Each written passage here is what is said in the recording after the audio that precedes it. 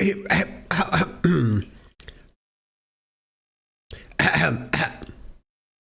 listeners. Hello, listeners. Welcome to the Pondscum experience. As you can see, we've had a studio redesign. We're going in a bold new creative direction. All new, all fancy, all fantastic.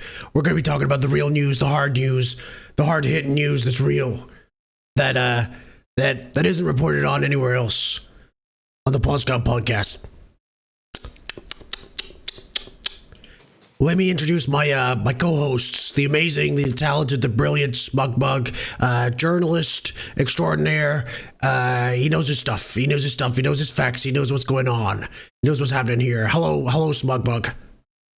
Hey Wiz, thanks for having me here. You know, it's been this would be my third, fourth, 53rd time on the show. Very, very happy to be back. Thanks for having me back so regularly. Really appreciate it. No worries. I'd like to introduce my other co-host, a woman. Oh. Whoa. She can fly? Crazy. It's one of the few things women can do. I'm happy to be here, boys. We're talking about the real news, the hard news, the good stuff, the stuff the mainstream media won't touch. It was hard, but... And they won't touch it. Now I'm not so sure. Yeah, no, we're not touching that. We're not touching anything. Anymore. Okay. Guys. So we're not touching anything? Sorry, a word from our sponsors, Bone Broth. Oh yeah. Yep, love a good bone broth. You can have it as a stew. You can have it as a replacement for your coffee. You can put it in your coffee. You can basically just drink nothing but bone broth pretty much all day. It contains 3 vital supplements, all of which are meat based. See, he knows his stuff, guys. He knows his stuff. Yep. What are the 3 supplements? Bone, broth, water. All three of Straighterade, what are you thinking about having children? How do you use bone broth? I'm vegan. Ah! What? How did you get on here? I need a word of a producer. Get off the podcast. I'm gonna have to ask you to leave the podcast, please. This is what happens when you get a female secretary. I've never had a vaccine in my life. I've earned my spot. Oh, thank God. I've had multiple communicable diseases. I've spread infection to many people. You know this. Whoa. That's what I like to hear. No dumb masks on your face. I understand. Yep. Woke masks. I didn't know it spread from rabbits to humans now. That feels like a bad progression from the earlier... What did it spread from originally? Chinese people? Bats. Oh. Yeah, they made a cross between pangolins and bats, and that was enough to fucking make super mutated. How is a pangolin? I actually don't fucking know. I've never ever thought about. I thought they were like armadillos, but beyond that, I'm kind of clueless. I thought it was like a penguin because it sounds like penguin. Like a penguin? Yeah. Chinese penguins. That would be closer to a bat. COVID was invented by Chinese penguins. That's awesome. That's good. That's so Hello, good. chat. Hello. How you doing? We're done with the Joe Rogan intro bit now, so I can be gay again. Hello. How's it going? How you doing? Could you imagine if Wiz actually had a deep voice? Yeah, that'd be awesome. That would be terrible. I believe this. Yeah, no. He'd be talking like Chudbug all day. Yeah, they need to put more chemicals in the water or less. I can't decide which one would do me better. Do RFK. Who? RFK Jr. I don't know enough to do an impression. What's happening? Shame on you. The vaccines on the water, they're making you have to go bright red doing the voice. Oh god, that really hurts. It really hurts to do. It's not good. I assume it hurts for him. He sounds like he's in pain every time he speaks. No wonder he's health focused. That man is in continuous pain. Every minute of his existence is a horror none of us can comprehend. Yeah. Fucking hell. All right. What are we talking about today? We got a new format. This is cute. Yeah, new headline. Headline? Guys, we're monetized on Twitch. If you have your Twitch primes, your Twitch subs, please sub on Twitch. Hopefully everything's working. If it's not working, soz, lol. Not even close? That was perfect. How dare you? That was British RFK, okay? Oh. And look, Marusi's a big fan of the Kennedys. I think that was RFK moments after experiencing the same fate most his Kennedys brain experience, which splattered? is having his brains blown out. Yeah. Yeah, having his brains blown out. Twitch in a video game. That was moments from death. Yep. Oh shit. This is why we can't do Twitch. Whatever. Yep. Subscribe on Twitch. Very fun. Very nice. We've got fun things. Yeah, that's fair. Demonetized on YouTube, monetized on Twitch. Never thought I'd see the day. That's so true. That's so true. crazy. Yeah, it's YouTube almost more like we woke didn't. than Twitch. Yeah, we didn't support a terrorist organization on Twitch. Maybe that's why. Oh wait, no, they like that. They didn't do that on YouTube either. They like that. They like that on YouTube. On Twitch. They like when you support Hamas. That makes sense. No, say it. Please get it right. What? No, I don't support Hamas anymore. Now that I'm demonetized, Oh my I've God. learned my lesson. YouTube. I've learned my lesson. I'm not doing it again. All right, I promise. I don't even have the headband in my wardrobe anymore. I've taken my Well, I've got hat my off, wardrobe, I but- put it on the floor, and I'm asking for donations. In the form of Yeah. Twitch subs. Jeez. Use your Twitch Prime. Why? You look fucking horrible now, dude. It's actually What do you mean? that little Because hair. I'm bald really... like you? You look like a baby. Why do you 'Cause have we're the both baby bald? hair? Why do you have the lock of I got baby more hair hair? Like than it's your- you, dude. You got more hair than I do. You do have more hair than me. That's true. I got more hair in Are you my guys trying head. not to make money? I don't know. I'm trying. Smug's Same- just an idiot, dude. I'm doing my best, okay? I'm doing my best to You make can't money, fix alright? a fool. Sorry, guys. But you know what you can fix? Liberalism. Today we're talking about abundance politics. We're going to manifest a new liberalism Whoa. from the ether. The liberals Yo. are very, very excited about this one, guys. This is going to be huge. So we're going to do a little bit of an abundance manifestation today, okay? We're going to hold hands, we're going to close eyes, and we're going to picture a Not to be liberalism mistaken with that, a bun is dance, functional. which is a lot more interesting. That would be cool. Unfortunately, Yeah. we're all cut off from the waist down. Straighterade could do it, but she's a woman. That might. I'm not cut off from the waist down. Oh yeah. Well, you don't really have a waist, dude. You kind of just go My waist balls is on into screen. boots. Look at that. But you're every moment there you're a on ball screen in each boot? is a waist. I agree. My Yeah. waist is a darker green. Ew! I don't want to hear about the color of your waist. Ooh. Oh, You brought it up. right. You want to This say really is a something Joe about Rogan show. abundance or something? Guys, don't forget to donate. Love you guys. Donate for TTS. Yeah, love you. Mwah. Yep. So there's a very, very horrible new book that's come out from a prominent lib cuck called Ezra Klein. They've just basically put out a new picture of the future of liberalism, and it is kind of a nightmare. They are basically trying Smug to. hasn't read, by the way. Don't Yeah, get it he can't twisted. read. Don't worry, he hasn't read. I've read the first 3 chapters. That's all I could read before I wanted to blow my brains out. Okay, so I will admit, wholeheartedly, I've only read the first half. It's not a long book. It's like what, 200 pages? It's not. You still Just to didn't be on the manage? safe side, I didn't read at all. Just to be That's good, careful, that's just to be on the safe side, so I wouldn't become the state that Smug just described. Twitch. Yeah, it is implying liberalism is true. even remotely fixable at this stage. Yeah, like this is basically you'll never kill me for liberalism. Murtzy, I'm sorry. If there was one thing that was going to kill you of your liberalism, it would I be like this how fucking Murtzy book, I'm looks at telling you. this. Looks at the current state of America and goes like, "This is working." Yeah, literally. Jesus Christ. It is literally guys who are basically realizing that there is like a spiritual and productive whole at the heart of liberalism, and they have essentially given up on trying to fix anything fundamental and instead just want to do liberalism but better. They're basically saying that if you just build more stuff, if you just make more production, if you just start throwing shit at the wall, and if you basically deregulate a bunch of the, you know, bureaucracy hamstringing American productivity, then suddenly everything will be okay, houses will get cheaper. And I did a control F for inequality in the book as well, and the only times they ever mentioned it were talking about like housing inequality between rural and urban centers. Uh-oh. They basically did not give a single shit. They didn't mention rich people once. Like I'm sure that's an something- oversight. Just a little error. Maybe they just didn't have the data that they needed to understand inequality.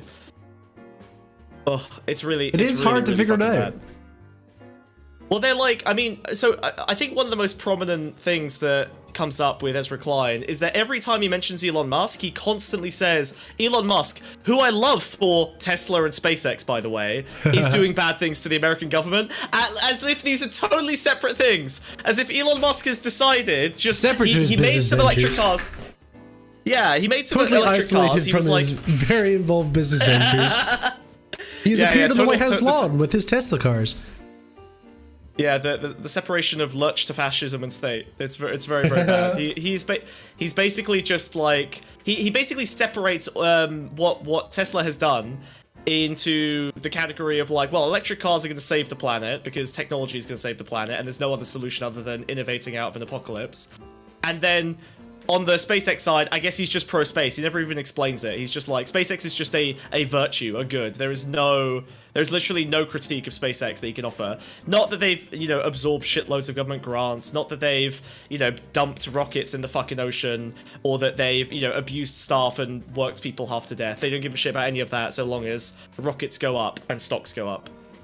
Well, it's funny that you mentioned Elon Musk, 'cause I actually did name search him and a couple of other keywords like universal healthcare, redistribution, etc. Many, not found. I got a lot of returns for not found or, like that's not here.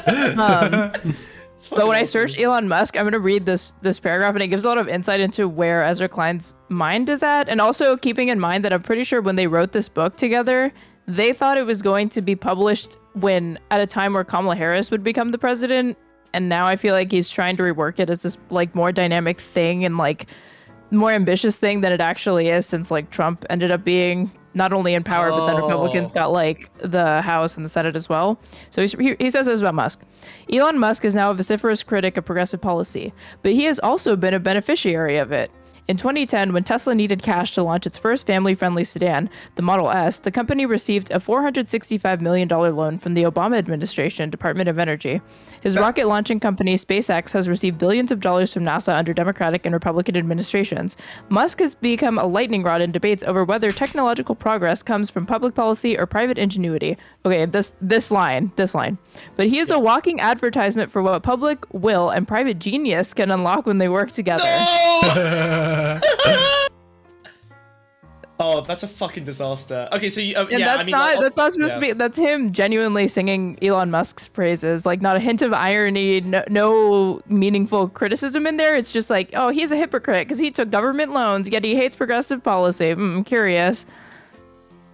That's it. Like, he doesn't. But again, this is like there was already talks of Doge though, when this probably would have been like there was still a chance to edit this. I don't fucking know. Yeah, it's. I think because the Elon Musk thing is basically it's actually like the worst case scenario for them, right? Like, the idea was that they could sort of build a union with the tech guys, that they could innovate their way into fixing. I mean, like, Tesla was originally supposed to be the darling of like liberal climate apocalypse change, right? Like the avoidance of the. Yeah, literally, right? Like, oh yeah, we'll just make everyone we'll make everyone a multiple-ton pile of metal that they can drive around, and that'll solve all our climate issues. Forget the fact that every car that you build basically uses 60 to 70% of the emissions in it while it's being built, not over its lifetime. So that only solves like 1/3 of the problem that we're already 50% over budget for. So that doesn't really change anything. Like that itself is already like just a small marginal change. But like Elon Musk just demonstrates that once you accumulate a certain pile of money, basically nothing's going to stop you from taking over whatever industry or government process you want. Like, Bezos isn't taking over the government. Ah! That should have worked for... No, Kevin's not real. That should have worked for... That's hurtful. Hat. For Hat? No! Catasid... What's the name? I just manually Kevin's added not it. real? What the hell, dude? That's fucking No! But Catasetinina... I can't say that name. I use the name. But imagine it's real. Yeah, sure. Catasetinide. Yeah, okay. It's too beyond my wording reading. I also wanted to test look at Bezos, right? Like, he controls essentially all American logistics, right? Like, he doesn't want to have a position in the government. That's not part of his, like, business aspirations. He doesn't really need it. Like, he's more effective being a completely unaccountable oligarch compared to Musk, who is now experiencing some levels of accountability, right? Elon Musk would not have his Tesla cars being blasted and blown up if he wasn't in government right now. So there is, like, some aspect of... kind of danger putting yourself in those positions. So Bezos, I think, is better off in the background. But none of these fuckers are going to improve the situation for anyone in life if they're just sitting on massive piles of money. Yeah. I love the... Well, he actually kind of concedes this. So I watched his interview with Josh Dorella talking about this fucking book.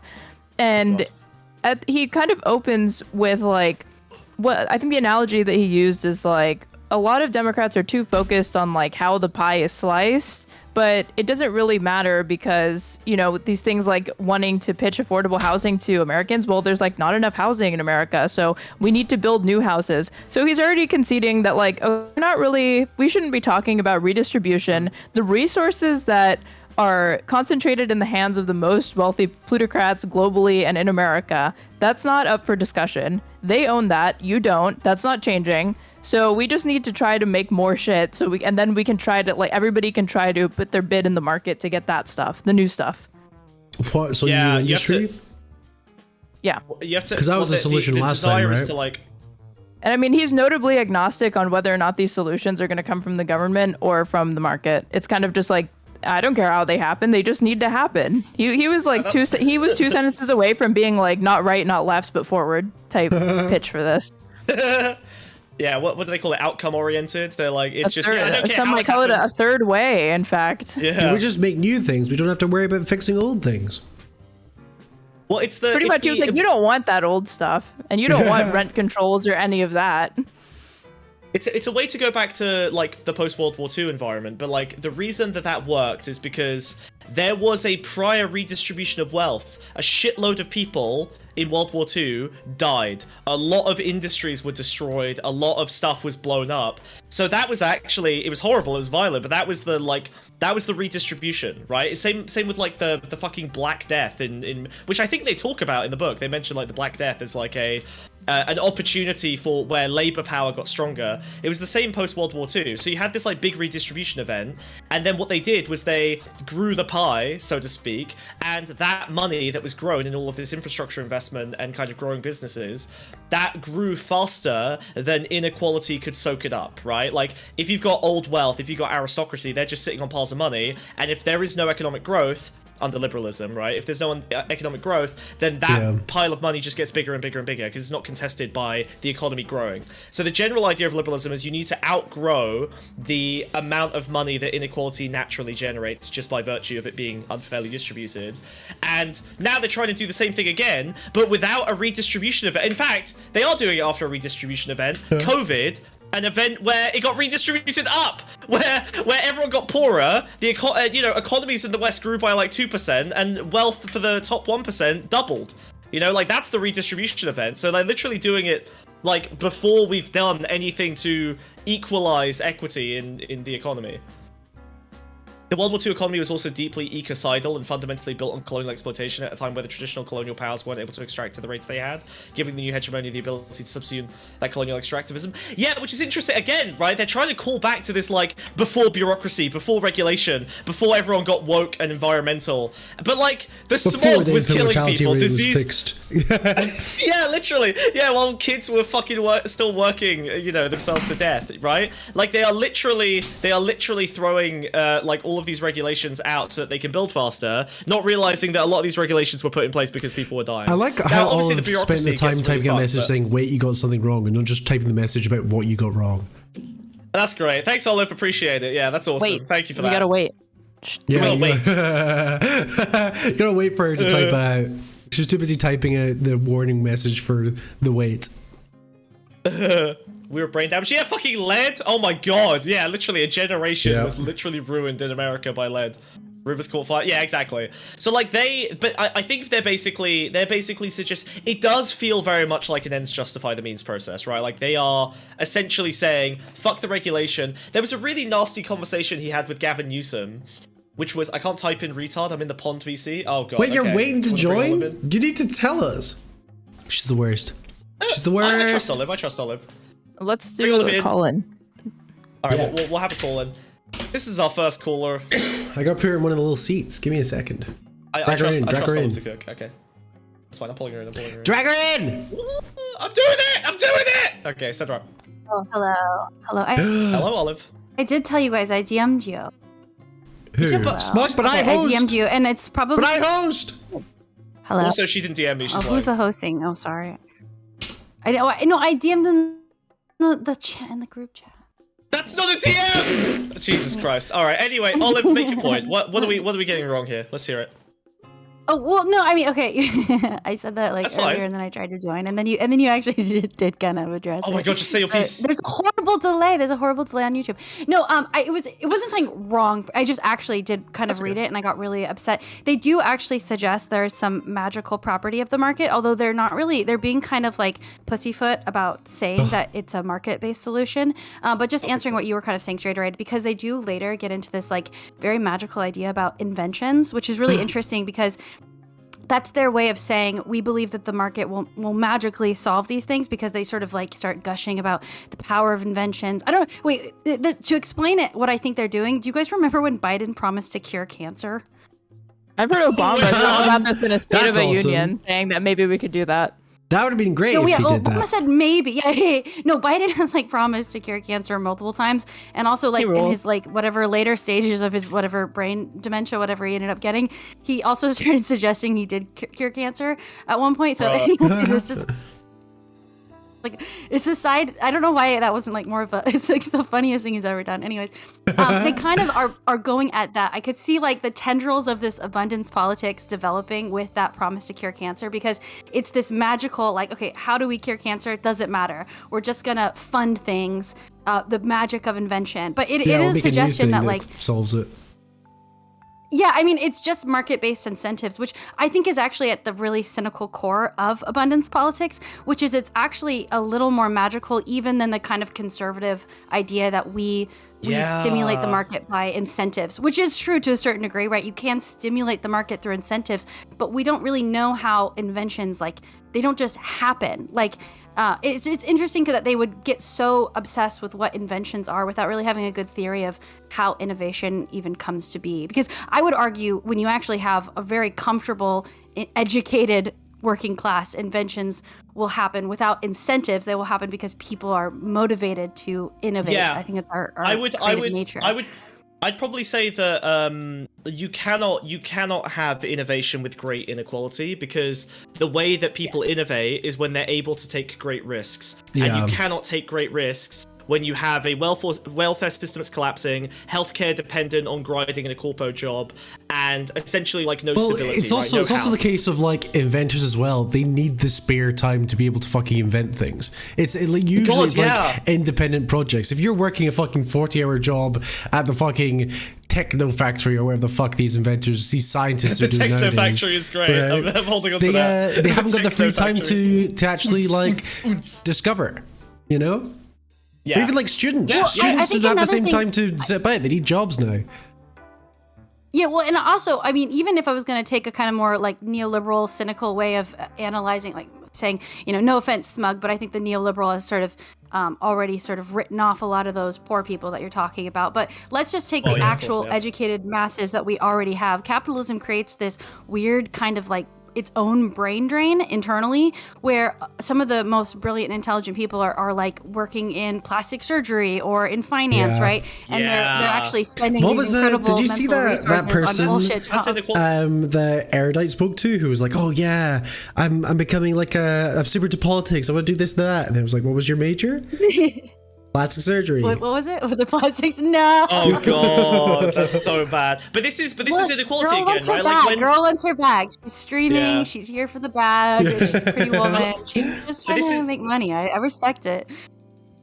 this just goes back to inequality though, right? Because like if all of the buying power is concentrated in the top 1%, all you can offer is stuff to the top 1%. So you're going to start building more yachts. You're going to start building housing that appeals to them. You're going to do plastic surgery. Doctors are going to be private rather than public. This is something that we're probably going to look at a bit of Gary Stevenson stuff later as well. But this is something he talks about a lot with the inequality. Is just that essentially the buying power of the poorest ends up. Didn't Walmart slash their? They like started slashing their forecasts because people are so poor they can't even afford Walmart now. Like that's how bad it's gone.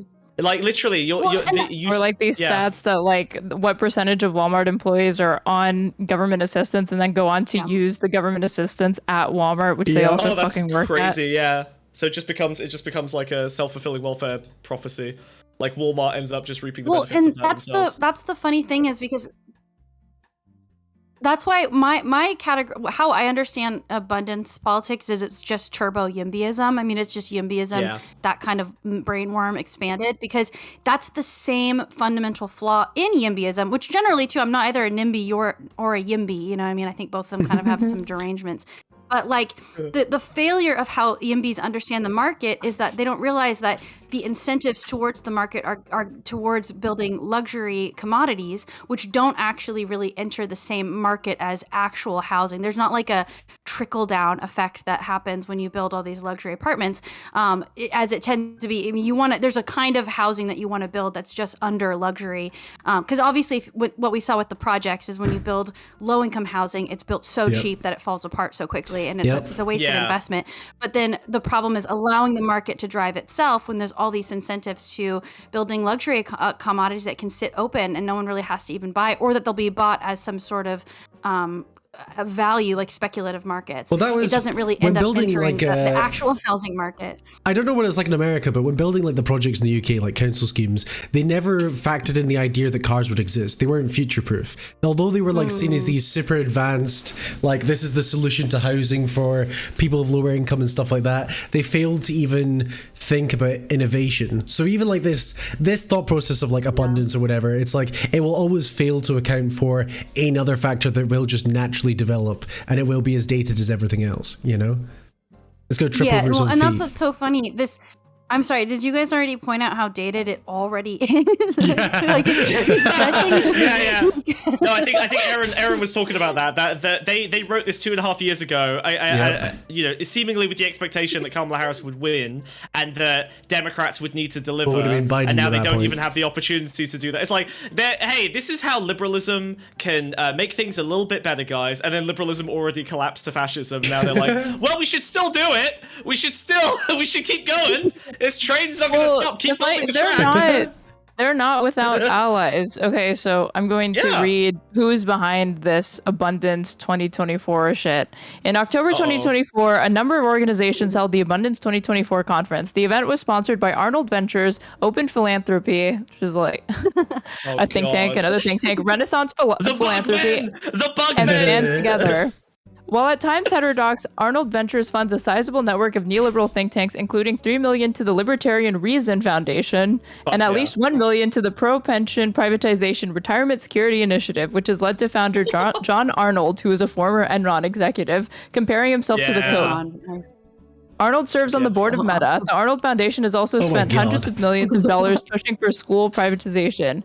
Open Philanthropy... Sorry, Aaron, can I just interrupt? Because you mentioned pension privatization, and a huge reason why there is a housing crisis today and there wasn't 50 years ago is because, maybe 50 years ago, in America, is because unions used to be able to spend pension funds on building housing. So they're literally being funded by the motherfuckers who are responsible for destroying housing, being able to build affordable housing, because only unions were incentivized to do it.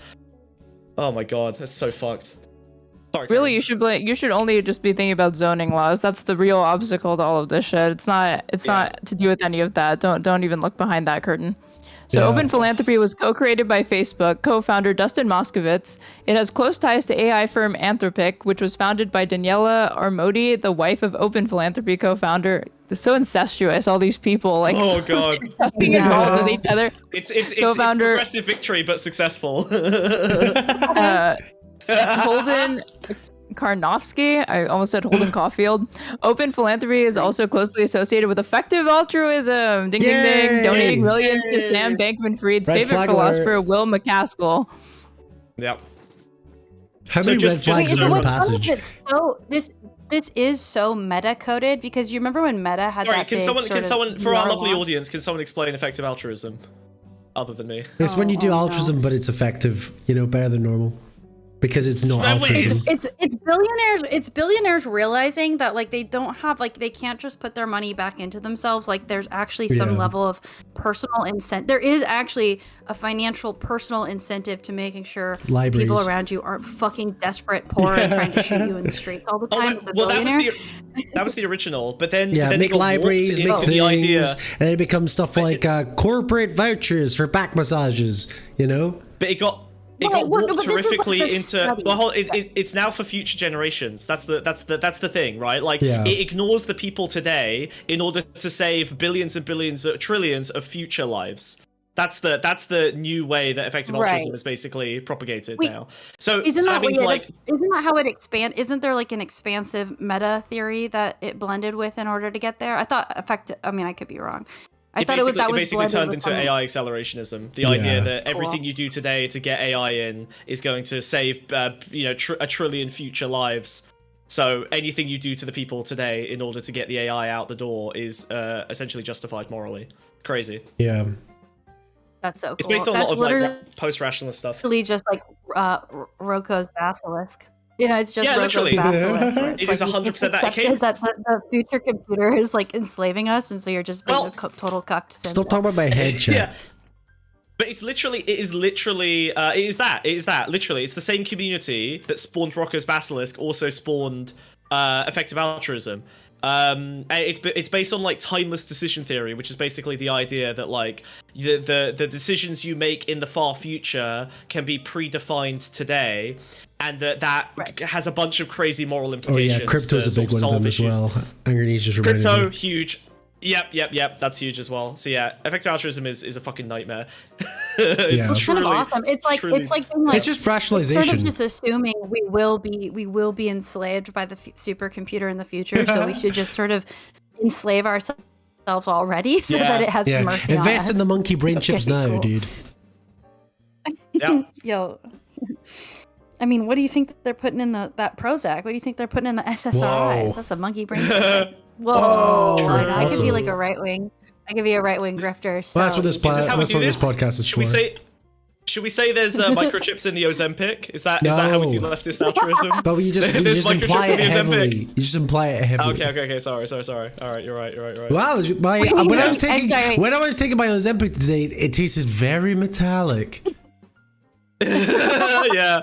Yeah. They put what's funny is fluoride that- in the Ozempic. in the Cinderella interview, who actually brought up Ozempic, and he, like most people, totally misunderstands what it's for, because he said some deregulation made it easier for insurance companies to like give people that like you're not a patient of an insurance company, but like customers or whatever get access Yeah. to subsidize like Wegovy, Ozempic, these like semaglutide things. And he's like, yeah, these anti-obesity, he called them anti-obesity medications are helping people with weight loss because obesity is a disease. So like it should be easier to get that. And I'm like, it's not an anti-obesity drug. It's a diabetes medication that Yeah. people were using for off-brand reasons, but now that has become the main thing that it's associated with. So he really does think that it's just for people that need to lose a bunch of weight. It's for like blood sugar management. Wait, it is literally Ozempic is actually the best story that these guys, because let's be honest, right? Ozempic, I'm sure there will be side effects that come out in the future. We're already seeing some of them, but basically, like it is it's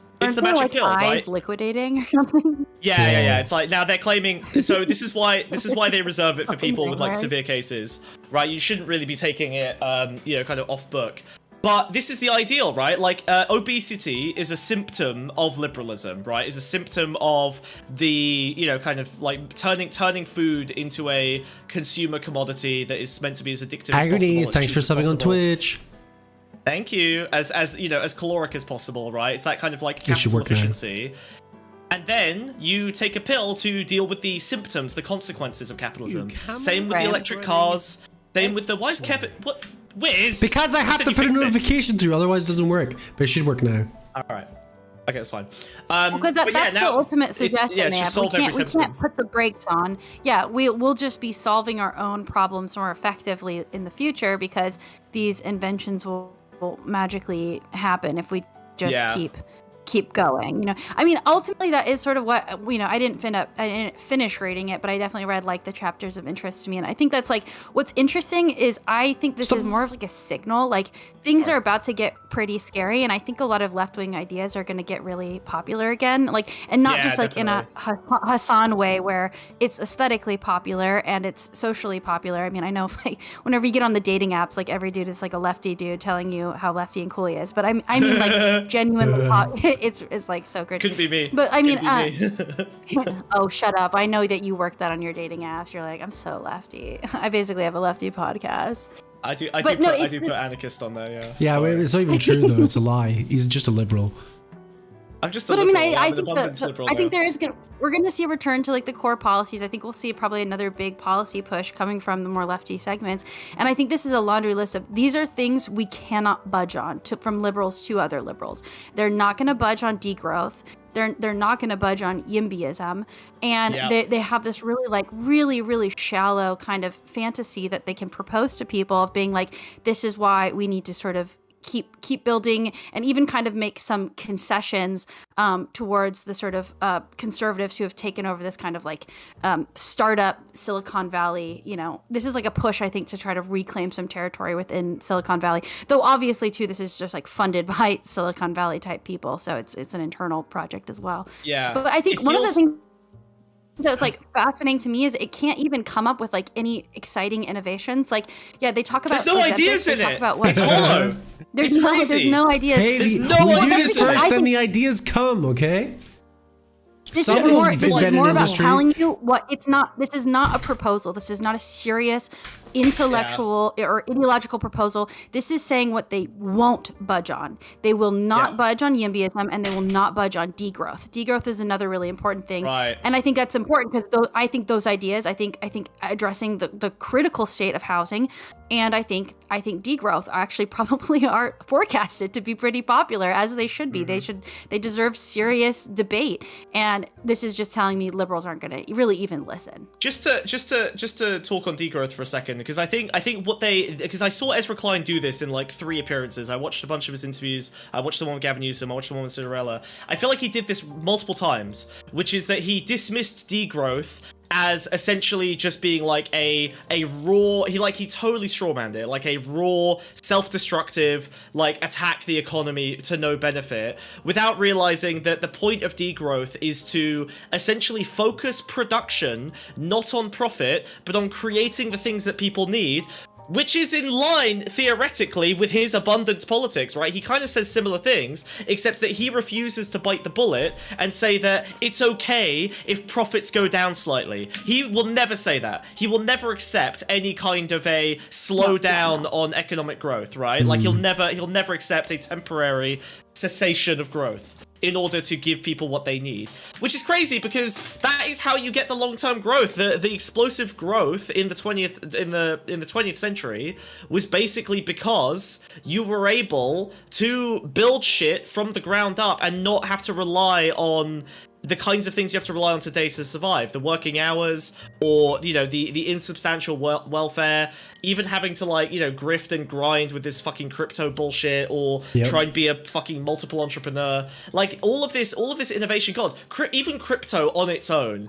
is such a colossal brain drain. Like, all of these grifters probably were smart enough to build businesses and to do maybe not exceptional things. It's an everything but useful drain. and productive things. The startup cost of making a fucking true. crypto farm alone is crazy.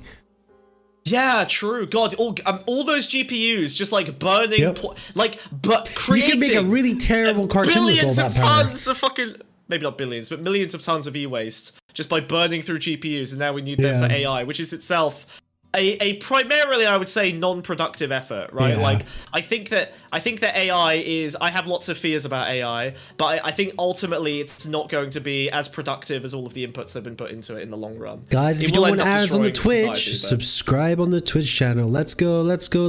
We're about to put all the emotes in soon. Love you guys. That is what degrowth is. Bill, degrowth is not just economic damage. Degrowth is about refocusing productivity towards the things that people need. So, but this is the thing, right? People characterize degrowth as just minus 2% GDP, and it ends there, right? That's the whole liberals. When you mention degrowth, they think, oh, you want to go into a recession on purpose? Like, that's all they think it is, because they only think about growth as like that, and that is the the line meme, can right? They go will- up. Awesome, 'cause whatever. that was their plan for COVID, was to slow and blunt the economy so that we didn't completely wash out our already flawed healthcare system. Like, it was a plan to slow the economy down for everyone's benefit. They can't seem to understand that very similar logic applies for climate change. Actually, though, really quick though, just because it was easily missed, and I think, well, no, just specific to his argument about degrowth. And he says specifically, it's that I mean, yeah, I think he has a flawed and shallow understanding of degrowth. But his argument generally rests on the idea that the problem with the effects of climate change. So I think he's actually positioning a new argument here against degrowth. That the effects of climate change, he kind of looks at, and I actually probably agree to a certain extent that they're largely borne by people who actually end up going right wing. So a lot of the people who are in the positions that would actually face the biggest and extreme changes from climate change actually are kind of moving to the right. And because of that, he's saying, and the only thing that seems to be working in terms of buying them back is to blunt the costs of this by sort of buying them out in some ways, like land restorations, direct, reparations for these climate changes that are affecting them. But he's saying the problem with that is that in order to bear the cost of placating these populations who would otherwise be going very far right during the height of climate changes happening the next decade, we actually can't have degrowth, because where's the money to paying them off going to come from? Yeah. That would be his counter proposal, which is, as far as I heard, somewhat new. I mean, these aren't new ideas, but this arrangement is actually somewhat novel. I think that's a good segue into me being nice about abundance in one respect, which is that strategically, it is the first time I've seen liberalism in genuinely the last 10 years actually try to address the core feeling that is driving the success of the right. Right? Like, they are, the right wing has been saying for, 10 years, but basically since Trump, has been saying liberalism as an institution, neoliberalism, is failing, right? We have a mainstream party, it's still doing neoliberalism, but their messaging is that neoliberalism is failing, that it is crumbling in front of us, and it is creating a frustration. Hold on, let me finish. Yeah, and I think abundance is the first time. I think abundance is the first time that liberals are addressing that by saying, no, it's not. Liberalism can do great, right? They're like actually fighting the core message of the conservatives. I think it's the wrong message. I think they are incorrect. Yeah, it's a bit deluded. And I think that it's deluded. Yeah, it is fucking delulu. But they are at least finally understanding, oh, okay, I think the conservatives are winning in part because they are messaging the core, like, spiritual failure of liberalism, and these guys are trying to build, like, a new liberal mythology, a new futurism, and a new kind of, like, spiritual framework for just, like, being totally blindly dedicated to the potential of innovation and technology saving us from all of our problems. It's insane. Well, you know what he called that? He called that? The right thing. What? He called it everything bagel liberalism. Oh yeah! Oh my god! So this is from his op-ed talking about like why Democrats need to move away from this shit. Okay, he said, you might assume that when faced with a problem of overriding public importance, government would use its awesome might to sweep away the obstacles that stand in its way. But too often it does the opposite. It adds goals, many of them laudable, and in doing so adds obstacles, expenses, and delays. If it can get it all done, then it has done much more. But sometimes it tries to accomplish so much within a single project or policy that it ends up failing to accomplish anything at all. I've come to think of this as the problem of everything bagel liberalism. Everything bagels are, of course, the best bagels. Wrong. But that is because they add just enough to the bagel and no more. Watching ads. Add too much, as memorably imagined in the Oscar-winning Everything Everywhere All at Once, and it becomes a black hole from which nothing, least of all government's ability to the collective groan at that movie being mentioned from you. Alright, I don't hate that movie. It's an action movie. It's like referencing Die Hard. I hate what the reason like I hate what it bad. represents. Yeah, it's just what it represents. Dude. Quoting A24 films in your freaking manifesto. Oscar-winning. A24. Investing in the Nordic countries is a bit like the Northmen, you know? You must travel to find untapped riches. Yeah! We have to fight the bear of capitalism. Your mother must try and sleep with you. Like, you must find a magic sword. We really need to return to what I call Marvel villain politics, where we could just Thanos snap half the fucking poor people, and then they'd go away, and it would pave a new pathway to an abundance agenda. Yeah. What if we did the opposite of Thanos, guys? What if we made twice as much of everything instead of Thanos snapping half the population? What do we think? That'd be awesome. That is actually... Wait, this is it. This is the conservatives are like, we should deport half the population, and the liberals are like, let's make twice as much of everything. Yeah, because, if Thanos' perspective is genocide, if we do it double, then it's double good. Yay! He says, one problem liberals are facing at every level where they govern is that they often add too much. One would say an abundance of things to the agenda. They do so with good. It's insane that this comes before the abundance agenda. They do so with good intentions and then lament their poor results. So, okay, when he says abundance, just know that there's a pretty low ceiling on what that means, and that low ceiling is where you're gonna house your 5-person family in a fucking tiny cement block stacked on top of each other like rats. Head, you know. Actually, can we talk about that? Confused about.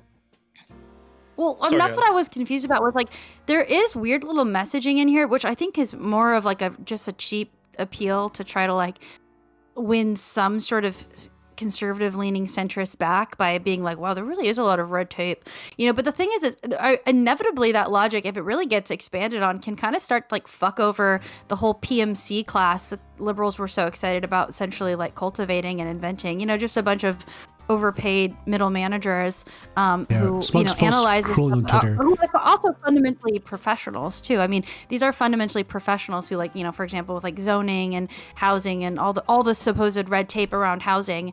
This is the PMC class that the liberals wanted to cultivate only like 2 decades ago, and so it is interesting how much they're like abandoning this project. And I don't know, it'd be watch this space. Let's just say. Well, can we? Because you mentioned the housing project, and I saw this very, very funny tweet where someone actually dug into the floor plans for the housing project. Bigger, all the way your background, all the way your background, all the way your background. No, don't zoom in on the fucking website. Zoom the window in. You idiot! You hack. Give me a second. I'm scared. I'm terrified. Zoom the window. Oh my god, he's so clueless. He's clueless. I'm doing my best. You can walk around inside that house, dude. I'm hiding. Get inside the house. Climb inside it, dude. Climb inside it. All right, hold on. All right, let me demonstrate how to. I'm bedside. You gotta be a little bit smaller than that. There you go. Woo! Okay, I'm sleeping in the bed. All right. So this is one of the projects they held up as one of the best case scenarios. Yeah, thank you. This is one of the projects they held up for best case scenario. This is best case scenario housing. This housing costs $400,000 to produce. This is the entire floor plan Where did you keep your of the housing project. I don't know. There's a okay. So this is even chairs in that flat? Imagine your toilet being 1.5 meters from the head of your bed, like through a wall. Like if your partner goes to shit, they are shitting like 100 that's centimeters when you pressure from your your up skull. against it. Yeah, true. Look at these doors. That's actually an advantage. These doors. Look at this. Look at these doors collide. To be clear, if that goes any further, there's a reason they stopped it at a 90-degree angle. Look at this. If this went any more pivoted, I will demonstrate. These collide! These doors slam into each other! And I know this because my apartment has the same fucking setup in London right now. This is abundance. Ladies and gentlemen, this apartment is abundance. This is what they mean. You will live in the keep. Do you know what they keep referring to? They keep referring to fucking Singapore. They keep referring to fucking China. They keep referring to Hong Kong. Places where the square footage of each individual apartment is so fucking small that people are basically unable to live normal lives. This is why we need plastic bins you can put under your bed. No, Murtzy. This is why we don't need this house. What a house. It's a fucking like, pod. technically this isn't illegal. Yeah, this is a pod. By the way, this is what they are recommending. They point to this project as the ideal, as the epitome. This is what the liberal imagination conjures when you ask it to conjure. If you ask a liberal AI, what is abundance? It gives you this. Yeah. Oh, well, he God. talks about how he crazy. reconciles like this idea. Like in the interview with Cinderella, he's talking about shit like green cement and like green climate and how you manufacture these things in a way that's like energy efficient. And he's like, well, that's why on the cover of the book I include like concrete. And he's talking about the buildings. And the left side, he's like, it's not just like purely showing off like vegetation and stuff. He's like, I'm like showing the types of buildings that people are going to need to live in because people they need to be more dense and they need to be more vertical so we can fit everybody. So he acknowledges that, and that's what that is on the left side. Now is right now even we don't have the capacity to even build to the scale that he wants because it's a massive carbon burn to build as he claims to want to build. So this is what's frustrating is a lot of the things that he's aspiring for, I don't have solutions yet, and he's not really proposing those solutions. I mean, he's just sort of hoping the market magically solves it. But what happens when we don't have scalable green cement? We don't have a scalable solution to building housing that isn't a massive carbon burn, that isn't really something that we can like afford in terms of like the climate. Can I make a spiritual and aesthetic point? Can I make a spiritual and Yes. aesthetic point? Do you not think it's incredible that the way that this book cover is the northern hemisphere is a beautiful abundance, and then the bottom has zero detail. Nothing's happening here. We don't have to look at any of this. Right? Doesn't this look like it's literally built on exploitation of the southern hemisphere? It's incredible. It's like we don't need to think about it. South America, Africa, not real. Look at this. Look at this. Look, guys, if I just scroll down, there we go. Don't think about it. Don't think about it. Look at my cool plate. Yeah, it's such a horrible. This is such a dystopian image. That's what the counter degrowthers completely fail to acknowledge, which is degrowth is an argument where in the southern hemisphere, it's not really possible for them to catch up to the quality of life that the northern hemisphere has without insane carbon burn that frankly the world really can't afford. And so this is the problem, is that like the argument of degrowth is the scale of our lifestyles. Jesus, those hiccups, brother. The scale of our lifestyle, the carbon burn of our lifestyle is not matchable. And the problem is southern hemispheres basically get fucked. Like you won't have this quality of life. So the idea is being like, well, if they're not going to be able to catch up to us, if it's not even possible for us to burn that kind of carbon, then we should try to bring our lifestyles back down. But then their answer to that is, well, now we can't. And now he has a new reason. We can't do that because we have to pay off these right wingers in order to, not have full fascism. So we actually have to keep going. I guess his answer then, the quiet, unsaid answer is, southern hemisphere get fucked. But one of the things that I do want to push back. I would like what you were saying before. No. I would like to what you were saying before, though, really fast. I think you are wrong and about analyzing how I would hope that this was some sort of attempt for them to even examine why there are so many forces moving right. But the problem is, I think this is another apathetic liberal moment where they're not even really wanting to engage why people go right when they're under such, intense like material burden, such as like climate changes. Like he's not. This is still liberal. This is still like idiocracy mode. I've heard them address it. They're wrong, Olive. To be clear, they're wrong. But I've heard them address it. Right? Like they point to the aesthetic of progress. Or sorry, I just need to yell at chat. Chat, you idiots! I understand. I get it. Right? Yes, the globe itself is a crunched fucking I get that. That's Europe. Yeah, I get it. My point is that spiritually, this is a very clear manifestation of the idea that the top half of the world is going to live in abundance, and the bottom half, whatever that might be, whether it's the southern hemisphere or not, it's the southern hemisphere of this globe is going to suffer as a result, like all abundance-based politics would do. Right? The best case scenario is a situation like the Nordics, where they benefit from their incredible ability to exploit material cost differences between the stuff they import and the stuff they export. Look at fucking Denmark, right? That is not a society that is internally able to meet the needs of its own citizens without exploiting much cheaper foreign labor and particularly foreign materials. They sell technology and medicine, and they reap the benefits by buying cheap shit from, Eastern Europe and Africa, right? So yes, this will all be built on the backs of 1 billion people in poverty, obviously. You're just vibing. Best case scenario, the entire population of Bangladesh is going to fit into the single square foot that we build vertically. They can all just live on top of each other. Yeah, anyway, it's spiritual. Shut up. I'm right. The front cover is funny. Eat shit. Well, he started talking about like invention, and there's a chapter called like the politics of invention, right? And how it's like the progress and human ingenuity and shit. But the things that he talks about as being progress, like I swear he mentions like space travel. I'm like, who's gonna mine that lithium? Like you're over here talking about green cement, but you're also wanting to demand these things that are going to be disastrous to the globe. Like I'm not saying that they shouldn't happen just because that's going to be the case, but he doesn't really lay out how that's going to be mitigated. He just kind of encourages people to do it, and I guess you deal with it later. Do you know why they talk about space travel as well? Is I feel like it builds that mythology of the idea that if you just dump money into any project, you will get gains for liberalism, right? Like there's that sort of mythology of science where people dumped a bunch of stuff into the space race and we learned so much about computers and about propulsion and about XYZ.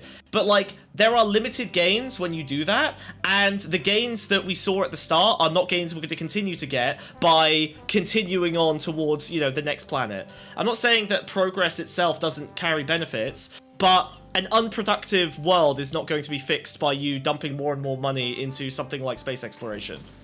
Well, he's talking You're about just all trying of to figure that that out. and talking about like the heights of human ingenuity to distract you from the fact that like down the street where that's happening, there are people living under bridges who don't have food, and we don't know how to address that, of course. But like we should be talking about you know, the next space race or whatever. Yeah, it's crazy. One thing that they constantly highlight in the book is this idea that demand is too high for things, right? That like there was a supply side focus, right? People were given, you know, money for food or, you know, credits for housing or whatever, and then eventually demand outstripped supply. But they refuse to ever talk about the distribution of that demand, because the thing that raises housing prices, even between two, like imagine two families, right? One of them has, you know, $10 million that they can spend, and they'll spend $1 million on a house. And another has $1 million and they want to spend $1 million on a house. Like, even for the same amount of money, the $10 million family will outcompete them. Welcome. Okay, fine, I'm moving back. Thank you. Whoa! Oh my god. Like, you I'm have the suddenly feeling an abundance half hanging off the mindset. screen. It's great. Yeah, I'm moving it, it's fine. Oop, there we go. My little window. What was I saying? Yeah, but the pressure for housing pricing is coming from rich people buying houses, right? Like, the pressure is coming from the fact that they want to accumulate assets that they can use to continue to grow their wealth faster than inflation.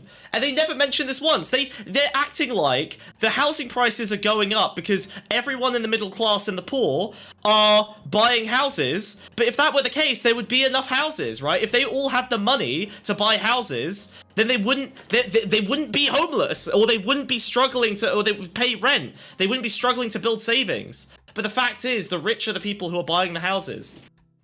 Well, he's a millennial, so I mean, he's still thinking that like there are young people thinking about home ownership, and it's like maybe some millennials are, but like Zoomers are just wondering, like the immediate aspiration is like, how am I going to pay this month's rent? And the next aspiration is maybe one day I'll be able to afford a bigger apartment than what I'm currently in now. I'm going to be able to rent that. They're not thinking about ownership or any of this shit. They're not thinking about buying houses. Yeah, well, that's I mean, why like, this is the frustrating liberal like solution is to, you know, still sort of condescend and focus on the parts of, you know, the discourse that we can control, because they've written off this capacity to address head-on major distortions in the market, right? And the major distortion, like I would say an instigatory distortion in the market, is that land is used as a speculative asset, right? How has that not come up? I mean, certainly we can say that did come up. He wrote that about. He did write about that. To be fair, they have brought that up. He did. Wait, where? Yeah, I mean, admittedly, I didn't read this book front to back yet. Yeah. I don't think anyone he does, but anything. he gives. Where does he say? So What's his answer? He describes the problem, but obviously he doesn't attempt to fix it in any meaningful way. He just describes that it was a bad idea for people to tie their wealth to a thing that they need to live in. Right, that's it. That's all he says. He just says it was a bad idea for house prices to become an investment vehicle for people to build generational wealth. He just says that, and that's it. That's the end of the paragraph. He doesn't. Oh, okay. He doesn't Well, apply- yeah. Cool. So yeah, he can acknowledge the problem at least. At least he's mildly studied in it. But he I mean, but offer a that's solution. a big problem. He just says it. I know, that's like a big problem, and it's like a global problem too. Yeah. Cool. Never mind. Well, I mean, that reinforces what I'm saying, which is this. There's nothing new, and I think I had heard it said this was an attempt to kind of rigorously self-reflect after the loss. It's not.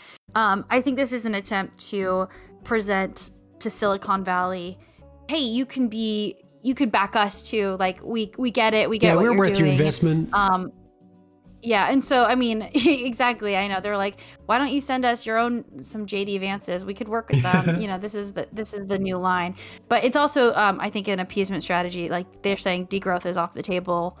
A serious housing proposal is off the table, and it's like, awesome. This is the kind of stuff you guys are putting out a few months into the Trump admin when the state is being liquidated as we speak. Like, how is any of this gonna happen with no state? what are the mechanisms in which we're going to incentivize all this amazing invention, right? Like how are we supposed to have an educated populace wherein you can have inventions occur when there's no Department of Education? Now, obviously, I can't imagine he could put all those things right in here, but one of the things that's frustrating is this is an appeasement strategy, because you're saying we can't really talk to the right wing about why they're going right. We just have to make a plan to buy them out, which to a certain extent I somewhat agree with. But the problem is also it's being like there's no discussion of the impact of what more far right changes require. And so they're ultimately just making an appeal to the Silicon Valley types to say, what if we gave you everything? We'll be good, we promise. What if we gave you more? Not just more, everything. Like, yeah. I'll give you whatever you want. Just don't be fascism, please. I'll do anything you want. Just don't go fascist, please. What's really frustrating too is also he kind of says this is a contradiction that I haven't really found an answer to. He says that it's really common that these groups will go right wing, but then he actually talks about the Yellow Vest movement in France. I actually don't know enough about the Yellow Vest movement, but I do know that they were kind of, wasn't it somewhat of a degrowth movement? It was actually, yeah. It was. Okay, so. It's the problem. So the thing is, Yellow Vest was populist in a way that meant that it transcended the usual divide, as populism often does. So it was a little bit hard to say it was just one thing. But for the most part, I think the way the Yellow Vest thing worked is that it was initially triggered by like a fuel tax that was going to affect everyone, and the French response was to basically say, "Fuck you, tax the guys pulling the fuel out the ground, right? Like, don't tax the working people. Like, why are you not taxing businesses?" But that's right. As far as I understand, it was a little while ago. Well, that was a total contradiction, though, which is that he's saying, like, the people go right wing as a result of a lot of these changes, but then he lists, like, one of the most popular left wing movements. I know it wasn't fundamentally left wing, but it was a pretty lefty populist movement. Well, was it also equally right wing? I could be wrong. It was. I would say it was equally right wing. Right, like what happened was basically the far left and the far right were both fighting over ownership of the populist uprising. That populist uprising is a strong word, but that populist movement, the populist movement itself, was pure economic grievance. That's, I think, you just have to like solidify it in that, and then each side of the political spectrum tried to like take it and co-opt it for something useful. But it's basically just it's the same way he praises China in this book, but he's never going to say that we should move towards like the fucking look to this fucking like CCP for any ideas or anything like that. I love how many times he says China can do it, and you're like, yeah, because of the incredibly fundamental different economic structure they have that you do not endorse. Like, it's okay. Actually, I really wanted to read out this one piece because it's such a. I feel like there are so many points in this book where I read it. We don't have the time. I'm gonna read out One Piece, dude. There are so many points in this book where I feel like he's describing the problem and is just like immune to the possibility that there's like some fundamental structural problem. So this is him describing California, right? California is a land of wonders. It leads the world in technology. It creates the culture that much of the world consumes. It is astonishingly, breathtakingly beautiful. If it were its own country, it would have the 5th largest GDP in the world. So this is the most successful version of his idea, right? This is the ideal. Every state is California. Liberals should be able to say, vote for us and we will govern the country the way we govern California. Instead, conservatives are able to say, vote for them and they will govern the country the way they govern California. California has spent decades trying and failing to build high-speed rail. It has the worst homelessness problem in the country. It has the worst housing affordability problem in the country. It trails only Hawaii and Massachusetts in its cost of living. As a result, it is losing hundreds of thousands of people every year to Texas and Arizona. What has gone wrong? It's like, okay, we have the most, by our liberal metrics, this is the ideal. The best case scenario, hundreds of thousands of people are leaving, hundreds of thousands of people are homeless, and people are criticizing us for a nightmare state. Like, inequality is not even a fucking thing in the guy's brain. He doesn't understand that these are the same thing. The things that you like cause the things that you don't like. Maybe it's because there's just like a lot of people there, dude. No, he says it's a failure of supply. They don't have enough stuff. Yes, he thinks crazy. That's it. It's not the wealthy people. More houses. The wealthy people are out competing the poor for the shit that they need. The wealthy people are over-consuming.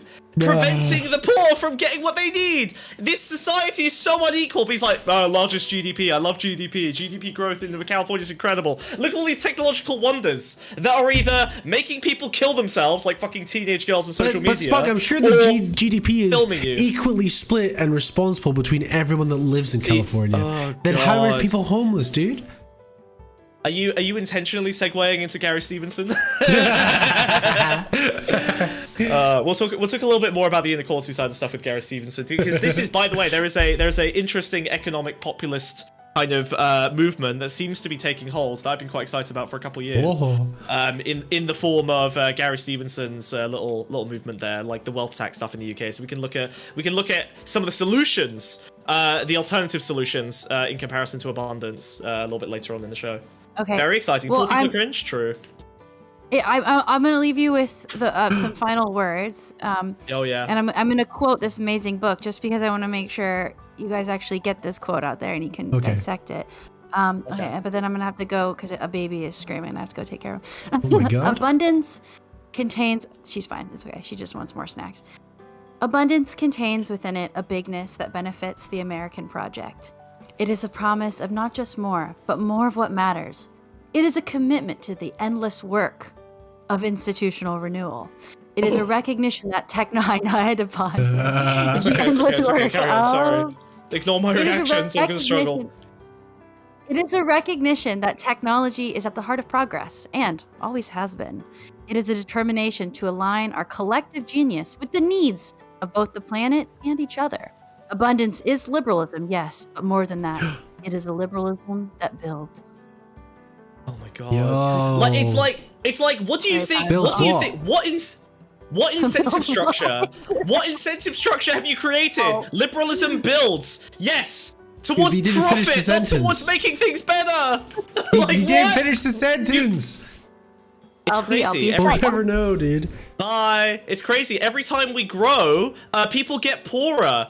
Maybe we should grow faster. I don't know. Like, I'm so fucking done with this. It's like watching an alcoholic in advanced liver failure talk about switching to gin and tonics in order to cut down on their sugar intake because their insulin levels are affecting their gout. Literally, it's like, Jesus Christ. Oh my God. This shit drives me fucking up the wall. It's insane, dude. Hey, economics is impossible to predict. True, yeah. I just want to... One thing that really pisses me off is, like, again, people who are, like, anti-degrowth. So, the anti-degrowthers. They'll say shit like, how dare you induce a recession? As if they don't accidentally induce recessions on every few years. It's but they're different like, if it's an accident. I didn't mean to. Yeah, I didn't mean it. I'm sorry. That was my bad. I tried my best not to do that thing that I accidentally did. Yeah. And we all have to suffer because of it. We all exist to increase profit. Yeah. Jesus Christ. Breaking your arm on purpose is worse than accidentally breaking your arm, dude. Yeah, degrowth is necessary. That's my hot take. The annoying thing is that I do kind of believe that I do believe in, demand side Keynesianism, if you were to hold the liberalism gun at my head and you forced me to do liberalism, I think demand side Keynesianism would probably be a much more adequate form of it, and it would probably create better conditions to move on from our current nightmare situation. But at the end of the day, like, I think that ultimately that shit does generate productivity and growth, because the innovation that Ezra Klein wants to happen comes from a educated, safety netted group of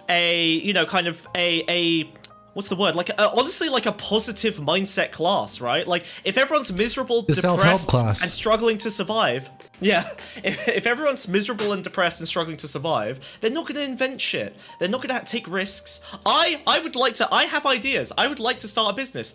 I'm not going to be able to start a business until I get my rent down by getting a mortgage, right? Like, I'm not going to be able to... Name one idea. A podcast with cartoons.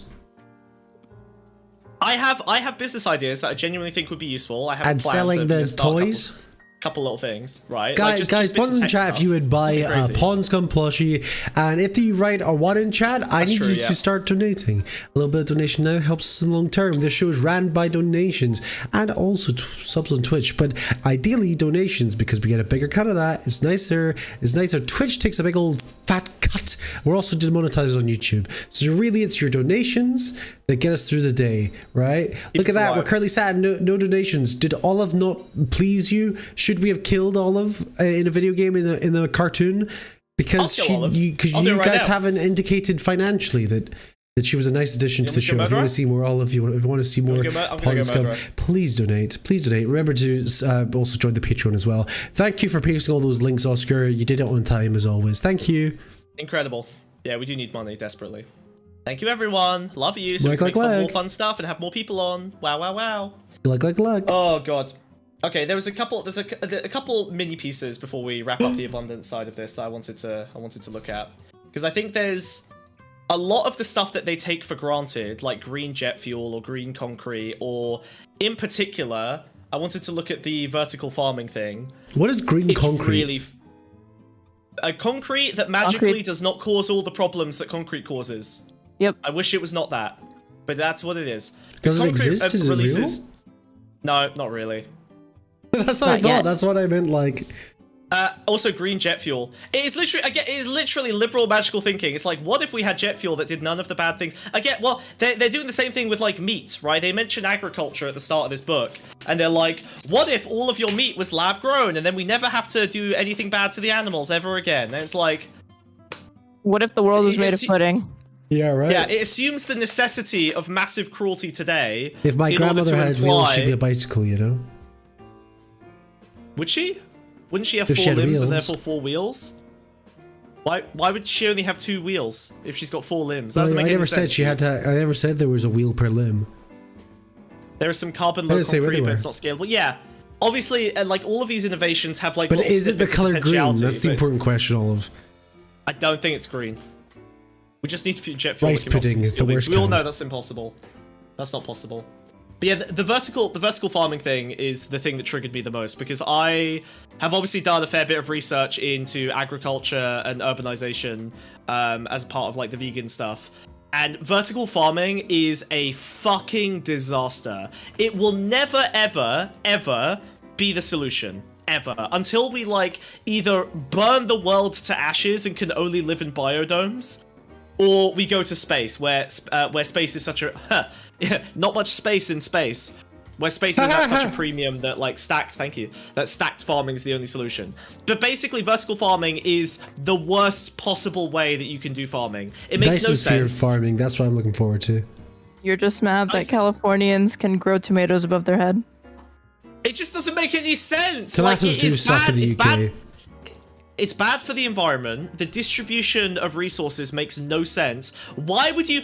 The thing about an urban centre is not that that's where you need food to appear, but where you need people to live. So turning residential blocks Nope. into His places... fan fiction at the beginning, the science fiction fan fiction shit at the beginning says you're gonna be able to get your vegetables from a garden down the street. Yeah, that's Insane. true. Actually impossible. Physically impossible. There's a really good book called Regenesis Well, currently by it's George possible. Monbiot. It's not possible to generate No, even he says it's 5% gonna be of locally the food. grown. He doesn't mean at a shop like Oh. near Yeah, you. yeah. He means No, he'll it's mean- entirely locally grown. in the Giga Because we Towers. worked by terraform the entire immigrant planet labor. Earth to be the exact same.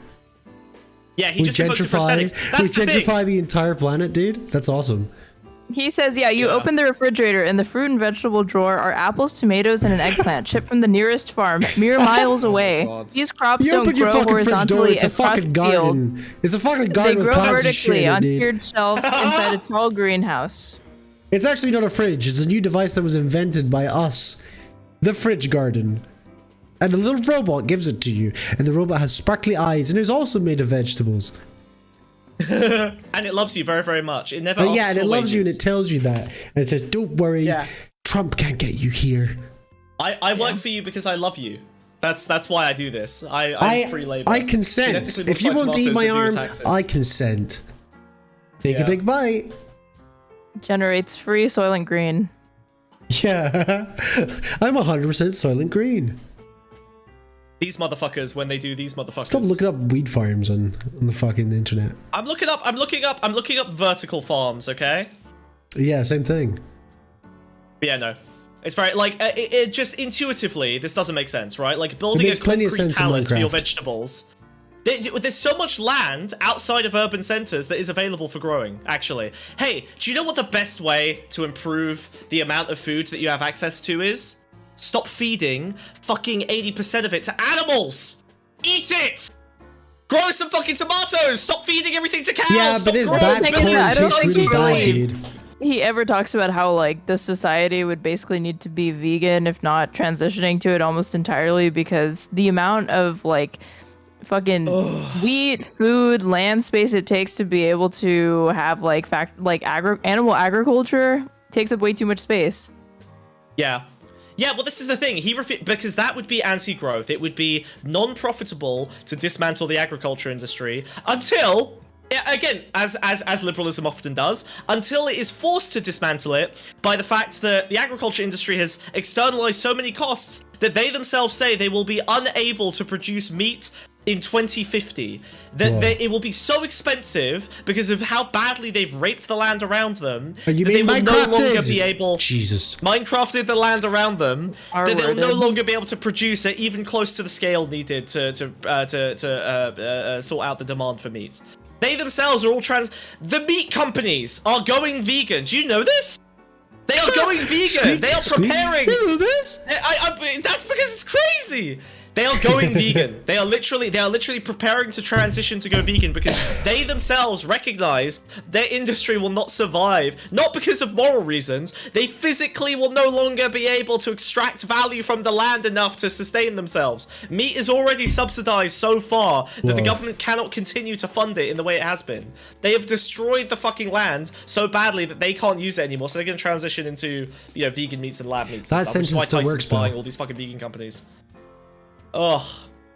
The other thing that's crazy to me, and I'm just not, you know, obviously markets don't facilitate the most, like, the quickest or most innovative way to do something. Aaron, but no, if it's so innovative and cheap and easy to do this vertical farming shit, why haven't these companies lobbied to make it legal? Because if his answer is just going to be, well, there's laws against it or whatever, it's like, no, because this seems pretty common sense. And if you're telling me that it's like better for the environment and it's cheaper and it's more accessible and there's like less shipping time for all of this shit, they already would have like done it. Yeah. Whoa. Yeah. Vertical farming is just again, it really feels like a spiritual thing. It feels like these are little monuments to like a sort of liberal spirit that points at a future salvation that will never come in order to justify the present day excesses. It feels like it's just a way to rationalize the things you're doing today, which is basically the entirety of abundance. This feels like a religious project. It feels like trying to kind of refill the spiritual void in liberalism with a kind of like religious futurist perspective where they feel like everything will just be solved magically by some god of technology, but there is absolutely no means to get there. I mean, outside of vertical farming, I don't know, actually. I genuinely don't know. I haven't seen any in the stuff that I've read from sustainability activists, from people who want to kind of solve food production. I haven't seen hydroponics mentioned that heavily because it tends to, as far as I understand, it tends to be very extractive. It tends to just pull all of the nutrients out of the soil. It tends to destroy the rhizome, like the natural sort of wildlife and interplay of nutrients in like the soil biome. And that means that you're heavily reliant on artificial means of like reproducing. So it's not woke enough, you're saying? Year on year. Hydroponics isn't woke, no. What you want is permaculture, right? I think what you want is to build what they call perennial crops, we should just be eating mushrooms and stuff, you know? Well, you need bacteria in the soil for plants to build up defenses against things like parasites and to improve yields, humans, right? Like, yeah, what you need is permaculture. Like well, they compare it to the gut biome, right? Like the way that like your gut biome of bacteria works is quite similar to how plants I've been reported here that apparently there's no soil in hydroponics, it's just wish and plants. Oh, there's no soil in hydroponics? Oh, then I thought hydroponics fish. was like fish and plants. greenhousing or whatever. GMO permaculture would be ideal. Yeah, basically, yeah. Perennial crops. I mean, there's some very good perennial crops coming out, right? There's rice that they've done a bunch of trials with in China, where you don't have to rip up and replant the rice every year. It's the same rice plant and just produces new rice every year. Whoa, that's awesome. Infinite rice glitch? It's literally an infinite rice glitch. They seem to last, I think, between like 4 and 7 years, which is great because it means that you don't have to wreck the soil every year. Time like a cow. Yeah. It's like, you can milk your rice plant, exactly, and then you get rice milk, which is the thing, actually, I guess. So there you go. We did it. Rice pudding? It's for scientific applications or niche products like cannabis? Right, okay, fair enough. That makes sense. Yeah, I guess hydroponics is just like scientific agriculture, which you know, makes sense. But yeah, what you want, you need to work with the soil. That sounds very soy and gay, but like genuinely, the complexities of like the soil biome are kind of like the complexities of the gut biome in humans. Like, we can't just annihilate your gut with antibiotics and then expect nothing to be Guys, remember to use your Twitch sub. It's too complex a system. Maybe use your Twitch sub. Yeah, do you guys have Prime? Podcast supports an abundance of gut biome bacteria. Yeah, true. Get your gut biomes. Gut biomes out in chat. I want to see some subbies. Hey, Aaron, how's your gut biome? It's doing awesome. Thank you. Thank you very much. Thank you real? for asking. Yeah. You might be the only girl I know that doesn't have IBS other than my wife, and I think it's because you're both vegan, and I'm the same. I feel like veganism just makes your gut better. I don't know. IBS isn't real. True. It's just bad water, dude. It's just a thing that attractive women say they There's have this for whole attention. there's this whole like conspiracy that like IBS only exists in the Western world because of what we do to like water treatment. Do you know about this? No. What? So there's this whole movement of like IBS truthers that believe that those gut biome problems only happen because of how we treat and desalinate water and stuff like that. I'm shitting doo-doo out my ass because of this company. It's not my fault. Weird. I wonder why they think that. That's crazy. So they just but why? Oh man. Well, it doesn't exist in countries that don't have water treatment facilities. But also they've got like other things like cholera. I was about to say they also have like fucking giardia because they're bathing in the same water that's being like used as a fucking toilet, and they don't have plumbing. Get IBS. Well, I mean, IBS. It seems like IBS kind of follows the same trend of like immune disorders, which do seem to crop up more and there's in the West. also like it's appeared a lot more in recent years, but then what illness hasn't now that we've got better detection. That's probably true. I do think that there's probably some shit going on with like microplastics. And our foods are more super processed and stuff like that, you know? Yeah, maybe. Leaky guy something. Yeah. I shit doo down my ass because my ass was made to doo-doo. Thank you, Dijek. Appreciate it. You better sub for that. My gut has black mold. Yeah. You gotta do it. Twitch summer black mold in my house. No! Did they make you transphobic? No! Transphobic mold, dude. The transphobic mold got you. Jesus Christ. All right, chat. Do we have anything more that we want to cover on abundance? Yeah, are you guys happy donations. with that? I okay. You praised Ezra for one thing. I'll praise him for one. Okay. Is that I do think that there should be kind of a shift away from like politics of nightmares. Adam Curtis talks about this, where politicians basically just started campaigning instead of like the biggest dream they could come up with, but like the biggest nightmare and like fear mongering and the scariest shit that they could imagine, and try to get you to vote for them because of that. At least he's moved. I mean, if he wants to talk about some like futurist vision, I think his futurist vision is like lame and gay, but like I'm not principally opposed to starting off on something positive. I just think he's still limited by like what he thinks can be done. Or he thinks that in order to be positive, like he comes off as delusional because he's not willing to acknowledge some of the downsides of like what he's talking about. I totally agree. I think that abundance politics makes me hope-pilled, not because it itself is useful or means anything meaningful, but that it at least is like in the reaction that it offered. Like, I guess the reaction it's demonstrating. Oh, thank you. The reaction it demonstrates, I think, makes me think that some liberals are at least waking up to understanding that the way they've been doing politics isn't good enough. And their new solution is terrible, but the awareness is itself enough for me to think maybe there will be some movements in some useful directions. So that's the hope it gives me. It does make me think that it's crazy that it took this long for them to realize what the conceit of conservatism conservative rhetoric. You gonna was let me for the to last talk? 10 Or you gonna years. keep yapping? No, definitely not. I'm gonna keep yapping. It's crazy it took that long. So that's an improvement. I was. Hey, Mina. I was doing a little think, about when you were talking about housing. Did you wanna do that think before you came on stream and then tell us what the She already think did was? it. She says past tense. Learn your tenses. Oh, she thanked. She thanked. Okay, sorry, Mina. Please continue. Yeah. Shut the fuck up. I was thinking, like, why are we building up instead of down into the ground? That's so. That is okay. No. So that's not a terrible question.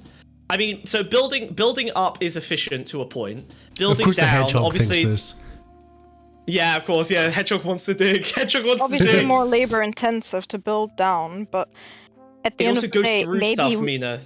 There's nothing on Yes. your head, but there's lots of pipes and infrastructure below you. yes, but we can rebuild the infrastructure below us. Well, Tunnels. the problem is that. So the problem is that Tunnels, everything underground. Yes, I know that digging down is harder. My point is that eventually we will probably not have a choice but to dig down because of climate change. It's not just harder, at least in the short term, while society and civilization is still a thing.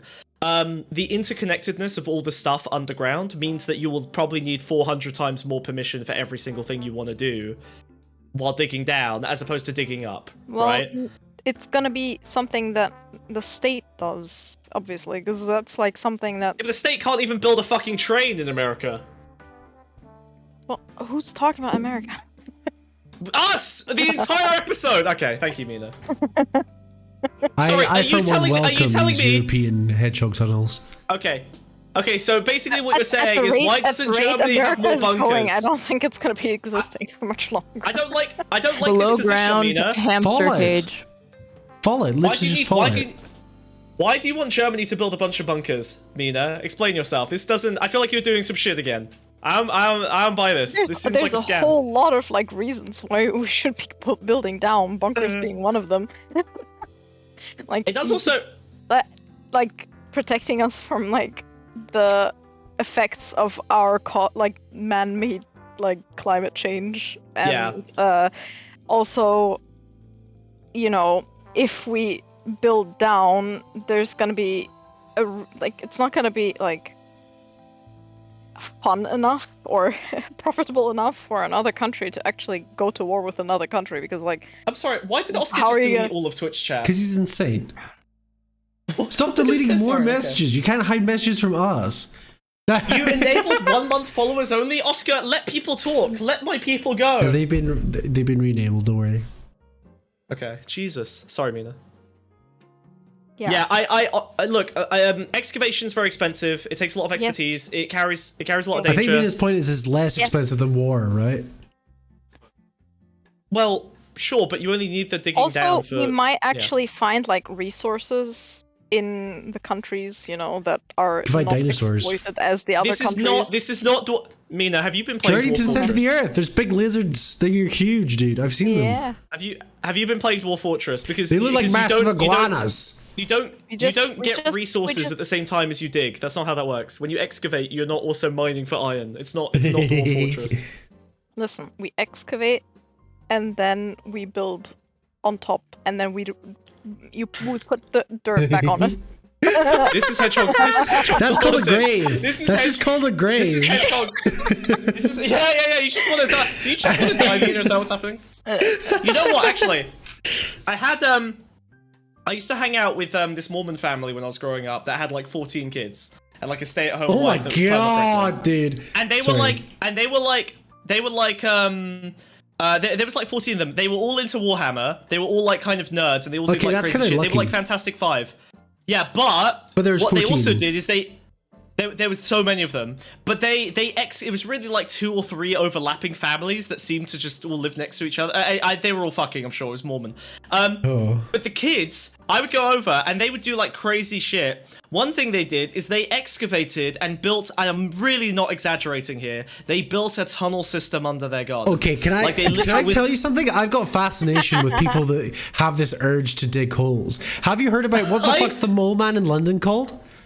You know, the one that's from... The mole man? Dude, how have you not heard about this? There is this... There's several stories specifically about this. Pull that up, right? Jamie. Let's take a look at the mole man. He's the mole man of something. It's a borough of London. I can't remember. But basically, it was this guy who was a very normal guy. Yes, Mole Man of Hackney. He was a very normal guy. Just one day, he had this absolute fucking need to start digging tunnels. He dug a tunnel network so elaborate that the city to this day has not found all the routes. And they couldn't close it down. That's amazing. And it got so bad, the streets around his house started to collapse in. That's fucking and they moved him, New York. They moved him to an apartment 20 foot in the air. They started finding traces of digging in the fucking lowest level of the apartment complex. Like he couldn't help it. He had this compulsion. There's this other story of the YouTube channel, like Frederick Nunson did a video on it. Yeah, the Mole Man of Hackney is crazy. But the Frederick Nunson did this video about like these 2 guys that died trying to dig a fucking hole. And there's this girl on TikTok, like they were trying to dig a bunker or whatever, and one guy hid the other guy's body in it. There's also this girl on TikTok who's currently digging a mine shaft for no reason other than she has this compulsive need to dig. But Hackney Mole Man, he was like interviewed. There's extensive long interviews with this woman interviewed him. I think she was like she went to like. I don't remember all the paths in this like. He doesn't know because he explains it as a compulsion. He's interviewed and he talks about apparently he's super racist, super sexist, a complete like misogynist. This woman that was like trying to interview him, he was trying to like hit on her and stuff, even though he was like 60. But basically, he the way he described it was like an unburning compulsion because she was like, "What's your goal?" And he was like, "I've got no I must need. dig. I just must dig." He's a dwarf. He's a fucking dwarf. That's incredible. But it's a thing that happens to people. It's like an actual type of mental illness where they just feel the need to dig underground structures.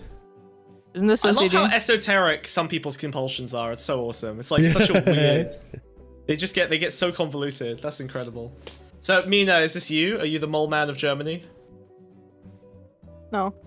Not yet. Oh. She's the hedgehog of Germany. Try, Wiz. The hedgehog of Germany. Yeah. Very cool. I mean, it might just be Minecraft autism translating to real life. I mean, I don't. Have you seen the bunkers in Berlin? The nuclear bunker? No.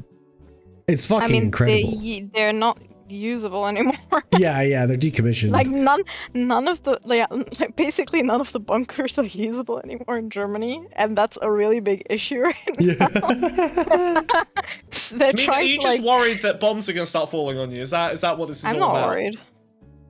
Oh yeah, because if they start producing the bombs, you'll make money. Yeah.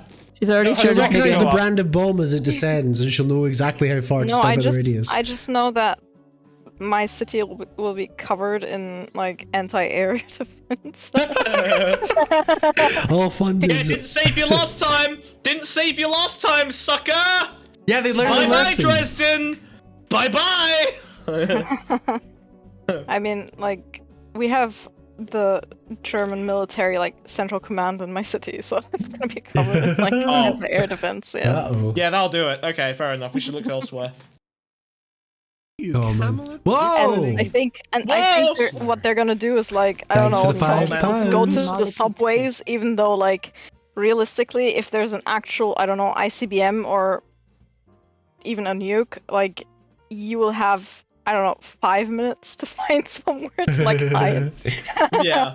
Not even like depending on where you are. If it's like a hypersonic, it's already gone in like 2 minutes. I could probably get the woolly hat on in 2 minutes. I think that would do. For radiation, maybe the woolly hat I think would do the trick. Yeah. Basically, vintage. Like there's nothing. What's that movie called? That's like a simulation of if a nuclear bomb dropped to the UK. Tremors? Like if something like that. What's it called? if they don't catch That's the it one in the movie. air, if they don't catch it in the air, like there's nothing you can do. Like if they don't Right. have air, Yeah. it's done. Yeah, FDR quote. Why am I undulating? I'm always undulating. I'm a snail. Threads. It's called Threads. That's the movie I was thinking of. Oh. Your Ryan Mattel stocks won't save you. Ryan Threads is Mattel like will one of the save her most just because she's depressing one of their movies I've biggest ever seen. investors. It's like Really? I'm not POV, gonna- you're a little English couple and a nuclear bombs drop. It's like, what if Wallace and Gromit got nuked? That's Threads. No. And they're all like, oh, That's a let's bad put on Kappa! And their skin starts melting off and stuff. Horrific. It's awesome. Oh my god. Okay.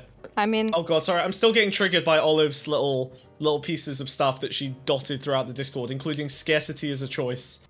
Like, yeah, it is. Scarcity is a choice 6 fucking that you guys notifications. made. Yeah, that's true. I should have kept that shit off. Oh god. Okay. Anyway, should we move on? What do we want to talk about next? Actually, chat. I'm curious what they do. We want to cover the exploding Teslas and the potential worldwide backlash against Elon Musk, or The Tesla's on fire, dude. or do we want to look at inequality politics from the Gary Stevenson populist movement? Oh, you've made it sound so boring compared to fucking exploding Teslas. I know, because I want exploding cars. I'm trying to get the one I want. I want the exploding cars one. That one sounds fucking cool. That's the Well, violence you know what you have one. to I do? love You have to violence. do ones in chat, twos in chat. Ones in the chat format. if you want to blow up a Tesla. Twos in chat in a video game. Twos Or in donate chat and if it you want instantly to gets solve chosen. economic inequality. Beep, beep, beep, Ones in beep, chat. beep, Ones in beep. chat. Salt Ones in chat. Ones in shakers chat. in chat if you hate Broken No, Smug's no. idea. Remember to sub on the Twitch, the brand new Twitch, the new and exclusive, brand new Twitch. Whoa. I'm a good guy. I'm a good guy. I'm a good guy. I'm a good guy. I'm a good Beep, beep, guy. beep, I do beep, love beep, Gary. bow, bow. You love to hate Beep, beep, Gary. beep, beep. Whoa. Oh, if there's Gary haters, I'm gonna crash the fuck out. I am Gary's biggest defender. Okay. Oh, we got. Oh, it's mixed. It's very mixed. Damn. Okay, Oh, I'll it give. is a mixed. There's a lot more Wiz, ones, I can I think. give you? Can I give you tie? Yeah, some of that spam from the same person there. Can you get tie break? Wiz, do you want tie break? What do you feel? What are you feeling? I think we got a Tesla go boom boom. Tesla go boom boom. I mean, very cool. Okay. All right. Tesla go boom All right. Let's. boom. I'll pull. Okay, let me pull up a funny picture. Gotta of, get Tesla boom exploding. boom ba. What happened to the old Twitch? This is the only Twitch. And you should sub. Hell yeah, dude. Oscar is still holding my follow and my sub hostage What? Because he's insane. because he hasn't uploaded the Gunga Ginga video yet. Unacceptable. I can no, almost that's- guarantee me that he's not even started working on that. He said There's- he's there's- done. He said he'll upload it tomorrow. If it was done, it would already he be lied uploaded. to you. Yeah, he lied to you. Mina, he's a liar. There's no reality where Oscar finishes something and then goes, you know what? I'm not gonna upload this. I'm just gonna let it live on my computer. Yeah, never happening. Never happening in a million fucking years. Why is this not? I still have the old Twitch. What old Twitch? Forget it. It doesn't exist. It's not real. You're lying. You're lying. Yep. I will not be lied to, please. Filthy liar. Filthy liar. Filthy liar. I'll sub only if you don't. Deal. If you what? Bruh. Well, Gross. you ready for Tesla? Okay. But yeah, we're replacing abundance. I didn't, you assholes. I told you, so you didn't. Whoa! You didn't open it. Ugh. We're replacing abundance. Fire. There we go. Well, Oh, well, What is it's a little that? bit. It's a burning Tesla. Beautiful. Why is it? I don't know if you can show that Why on is the Twitch. video melting too? Well, I can show a car burning. I don't That's know if you fine. can show that, dude. It's a, okay. Twitch, if you're watching it, that's a Hot Wheels. That's a Hot Wheels. It's a model car that is on fire. It's just a bit of fire. It's just a bit of fire. Me when I'm Yeah. fire. The Yo. Hot Wheels So- are old. Yeah. So in a kind of progression from Stop I think skidwalking me, the- Oscar. You can't type through the podcast chat. What's he doing? Wiz, I'm trying to establish a segment for easy editing, okay? Please, unless you want to pitch your way in. No, Oscar's I'm doing it censoring again. the Twitch Okay. chat. I gotta take his mod off. Yeah, take his mod away. Oscar's an idiot. He's too woke. He's too Right. woke. Jesus Tesla. Christ. Can you let me intro? Thank you. All right. So in a seeming progression from all of those like wave cars, whatever they're fucking called, Waymo cars getting vandalized, and all these self-driving cars getting their shit kicked in, Nice. Tesla cars are now getting scratched up, graffitied, busted up, set on fire. I think this is probably the one that was like part of a terrorist attack, right? Or is this just a random? It doesn't matter. Whoa. Anyway, Oh, Teslas it are being was a burned stun. down. It's kind of crazy.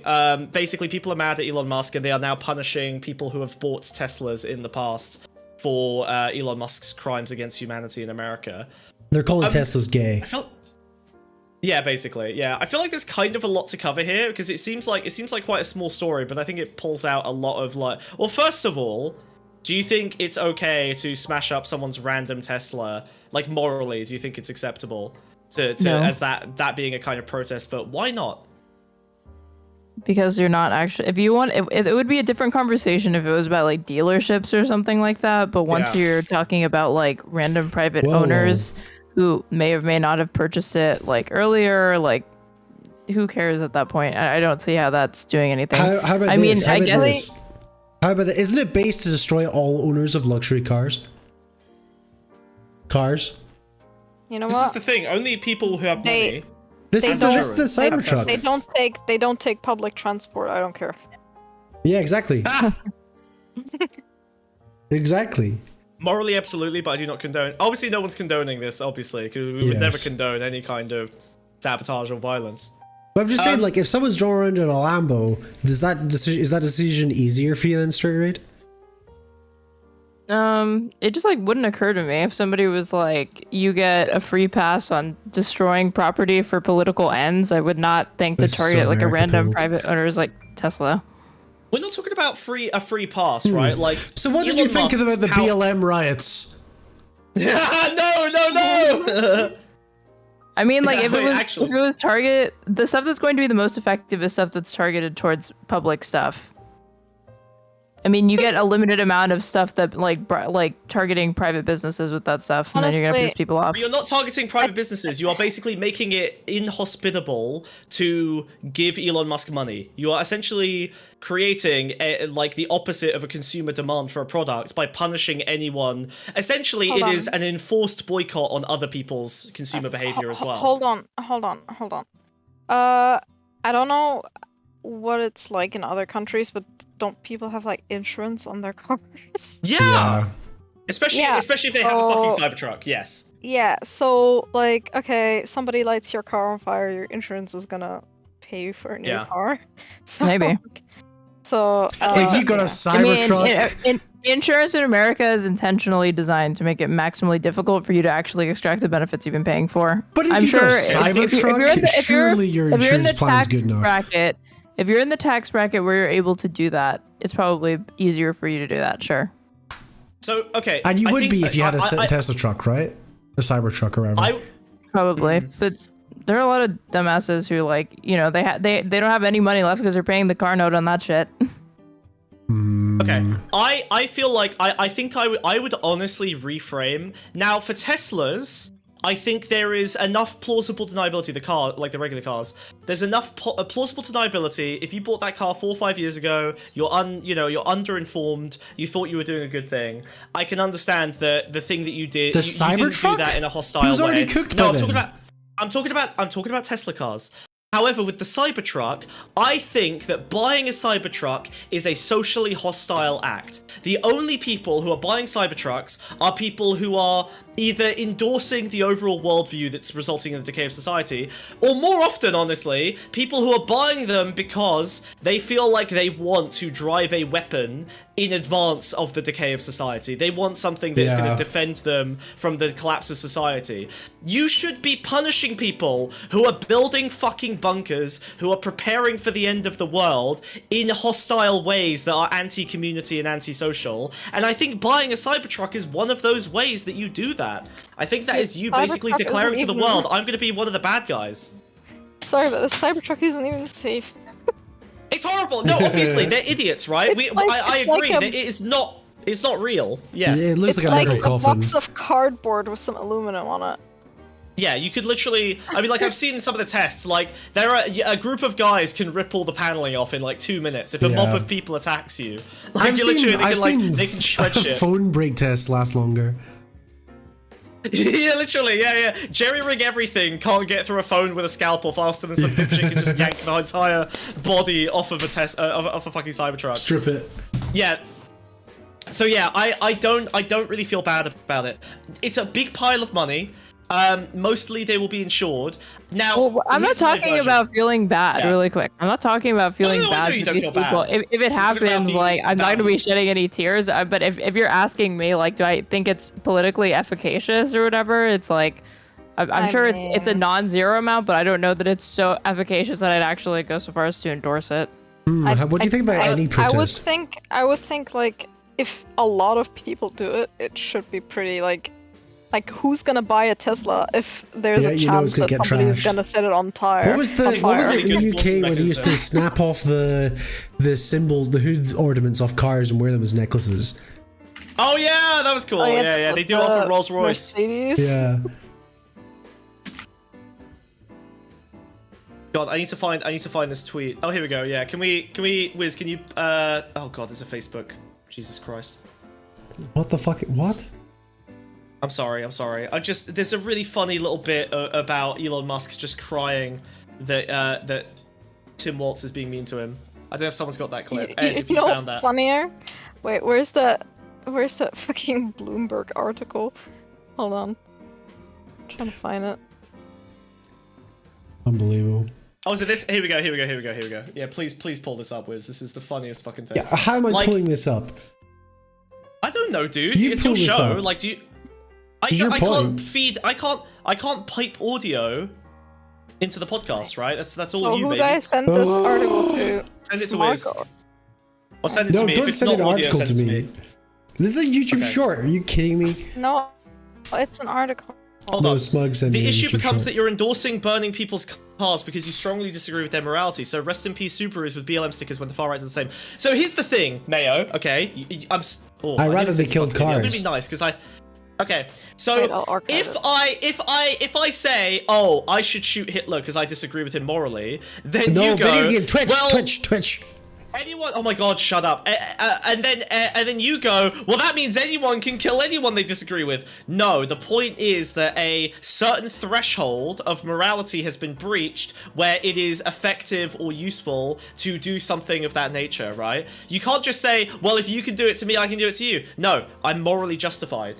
You can be mean to your show. I know, but you seem new here, and I like you. Okay, I'm assuming that you're fine and kind. Okay. You're contributing. I appreciate it. But like, yeah, I don't think you can just say, well, that just means that other people are gonna do it to you. Like, people already vandalize shit and often vandalize woke shit anyway, right? It's not like posters don't get fucking dipshitted on. Are you throwing that over me, you fucking animal? How dare you? What are you talking about? How dare you? No, don't Let's watch the clip. My company's not suffering because I'm in the government. You just pointed that out a moment ago. Right. Do you think it helps sales if dealerships are being firebombed? Of course not. And Tesla customers are being intimidated all over the country and all over Europe. Why can't I hear this? Does that help Tesla? Because you probably haven't muted again. I mean, you had Tim Waltz, who's a huge jerk. Turn down the stream. No, I can hear you talking. Running around on stage with a Tesla stock price, where the stock price had gone in half, and he was overjoyed. What an evil thing to do! What a creep! What a jerk! Like who derives joy from that? And me? It was pointed out to him that actually, it is the me. Minnesota State Pension Fund is a major investor in Tesla. But he didn't care. He was so overjoyed by Tesla stock going in half. So does that sound like a good person to you? I don't think so.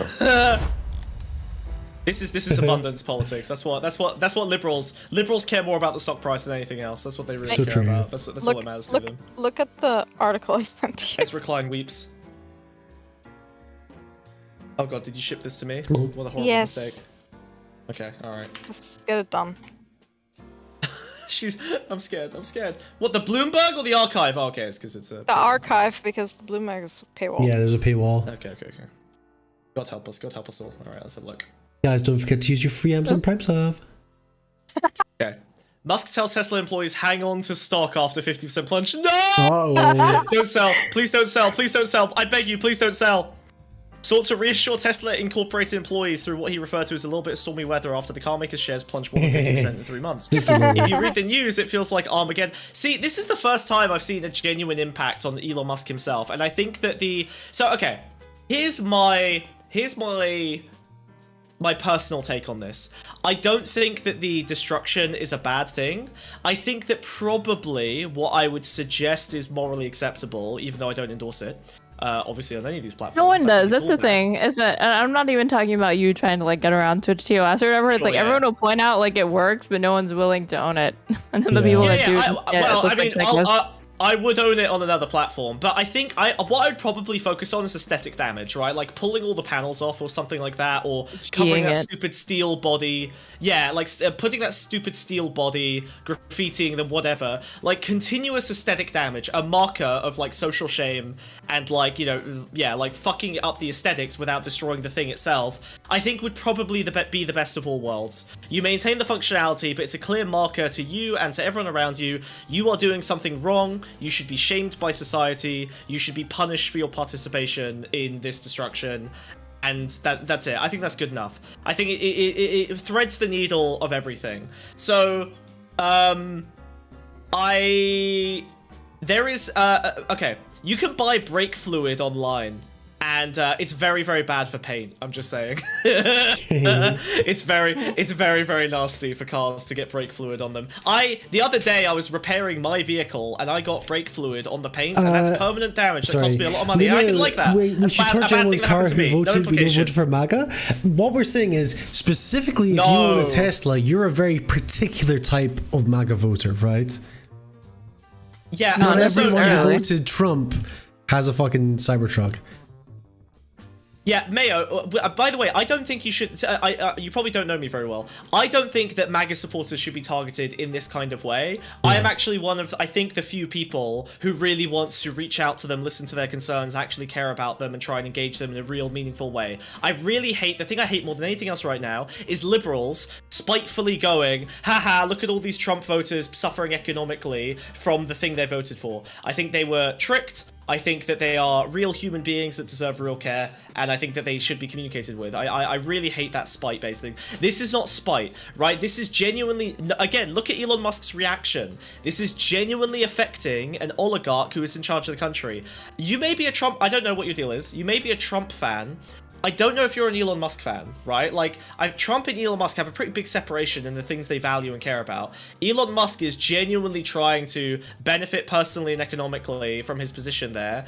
And Trump, 100%. Honestly, would probably be doing better off without him, right? Trump is kind of just using him as a patsy in order to get a bunch of shit done and kind of be a lodestone for hate. And honestly, Elon Musk is the worst thing that could be in the American government right now. I think he's probably more dangerous than Trump in a lot of ways, outside of like foreign policy. You want to know something? In January, the Tesla car sales plummeted by 60% in comparison to last year. In February, they plummeted 76%. Oh, so this is like boycotting. I do wonder how much of this is attributable to the danger of having a Tesla. I think he's actually upset because he can't make his new funny looking cars anymore. Like that's what's actually bothering him about it. You know? Well, no, he's like, I don't buy my stupid fucking car. Tesla. No, his entire wealth is tied up in Tesla. Like Mina, we can't. Amina. Okay, we've had this argument a bunch of times, but it's worth. Yes. I think it might be worth having it on stream.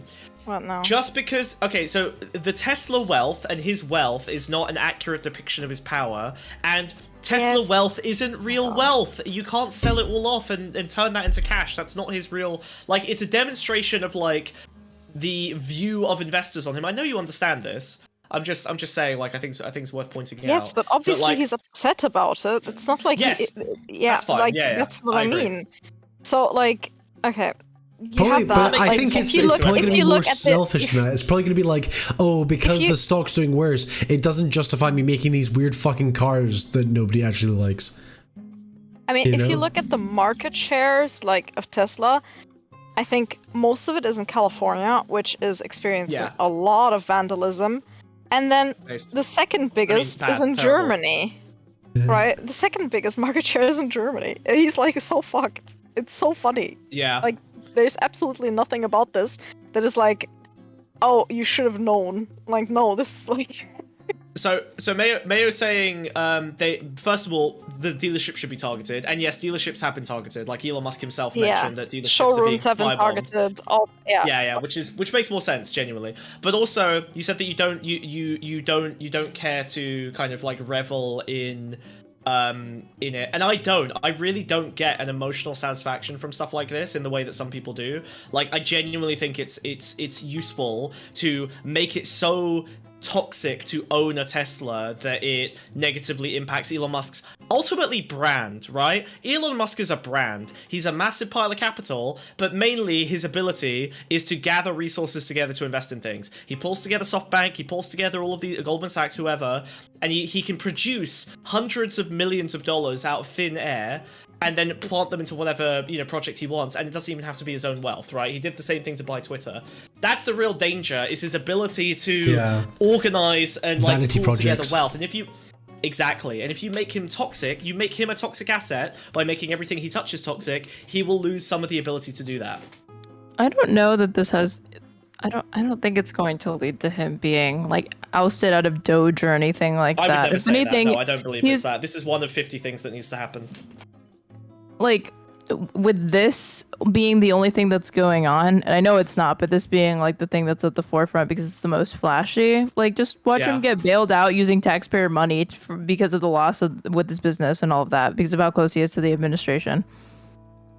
I think that's fine. I get what you mean. I think he probably would just eat a big pile of money, but I still think that doesn't change the fact that he becomes a bit more of a toxic asset in ways that he already isn't, right? Like, there's one thing. Thanks for the asshole. sub. Oh, thank you. It's one thing to lose money directly, but it's another thing to lose access to groups of people who don't want to work with you, not even because they find you morally repugnant, because those people already don't work with him, but because being near you will be like personally dangerous and socially toxic. They don't want to assume the liability of having exactly, like the Teslas around. liability. Like these, I saw like car shows are now forbidding entrance for like people's Teslas or Cybertruck or whatever, because if they don't want it to be targeted. Yeah. Also, so now it's becoming like a pariah thing. Another thing is that isn't like China fucking with Tesla as well because of the tariffs? Yes. So funny. Everything about this is like how China's Trump been also was digging like, in deep into EVs. They're just doing better, straight up. Trump was like, how do I fuck over Elon Musk the most? Like, in like it's like a speed run. Yeah, honestly, like Elon Musk's involvement in the American government might finally be the thing that does enough damage to him for him to kind of step back a little bit, because it's crazy how much hate he's getting. Very, very useful for Trumpism though, like extremely, extremely useful, because it does mean that Trump can kind of has a guy he can burn essentially. Yeah, I think like, do you think Trump is doing this on purpose? Maybe. I think personally, I think that Trump, so I think the original reason that this happened was like, is kind of my Aristopopulism theory, right? The idea that essentially the second Trump term is defined by an alliance with big tech as opposed to being against big tech, which the first term was. The first term was like old capitalists, real estate moguls, whatever, against people like Bezos, Zuckerberg, Musk, whoever else. And this term is defined by them kind of intermarrying in a way that makes them a lot more powerful. So I think that it's been useful for that reason, but I also think that Elon Musk is a pretty useful patsy to get a bunch of shit done and look like stuff is happening. And basically, I think Trump will burn him in a year or two, probably not even over a personal relationship, just because he becomes like a toxic asset after doing a bunch of useful stuff. Yeah, he'll do something that's too bad to appear. Yeah. He'll like fuck Trump's daughter or something. How's Musk? It's gonna be way more. It's gonna be way. It's just gonna be way more petty than that. It's not gonna be something. Trump's It's gonna be like the dumbest thing ever. On streams and stuff. Yeah. She's been running around. Well, so is Musk's daughter, fucking Vivian. Oh, sorry, that's what I meant. Musk's daughter. Did I say Trump's daughter? Oh, okay. Yeah, I thought you meant like Ivanka Trump. I was like, no, I hadn't heard this. I thought you meant that. Well, that is true. There's that 16-year-old that all the conservatives are thirsting over. That Callie Trump or whatever. She's been like running around doing a bunch Trump's of appearances granddaughter, who's like now a YouTuber. Yes. And Elon Musk is like constantly around her and talking to her. It's like slightly Jesus. sleazy. He's prepping. The intermarriage of the two dynasties. He's getting ready. Once I transition my son, you could marry Trump. Yeah. Yeah, no, Vivian was pretty basic. I honestly like, it's funny that Hassan spoke to Vivian and like did like a thing, but Hassan's so bad at interviewing I couldn't finish it. Yeah. Vivian seems cool, but like he sucks. He's just not interesting. Yeah, I almost have you ever noticed because it's clear to me that he just fucking sucks. Twitch guests always interview him. Have you ever noticed that? Yeah, that's true. The Grimes they one as well. always end up interviewing him. Yeah. They go like, "What do you do? Why do you do this?" Yeah. Yeah, I wonder why. Do you know what I did? I did have fun watching the Hassan Mike Israel video. Like I did, like just because I like Mike Israel as a fitness guy. Hassan's still relevant. What's like? Because he's handsome, he's strong, he's cool. Don't make me do this again. He's fashion politics. He's where you go to learn what to say to cute alternative girls so that you can date them. That's it. That's what you do. You go to Hassan to find out what to post on Instagram that will make you look good. Like he's right cool. now, he's musical to watch. He's cool.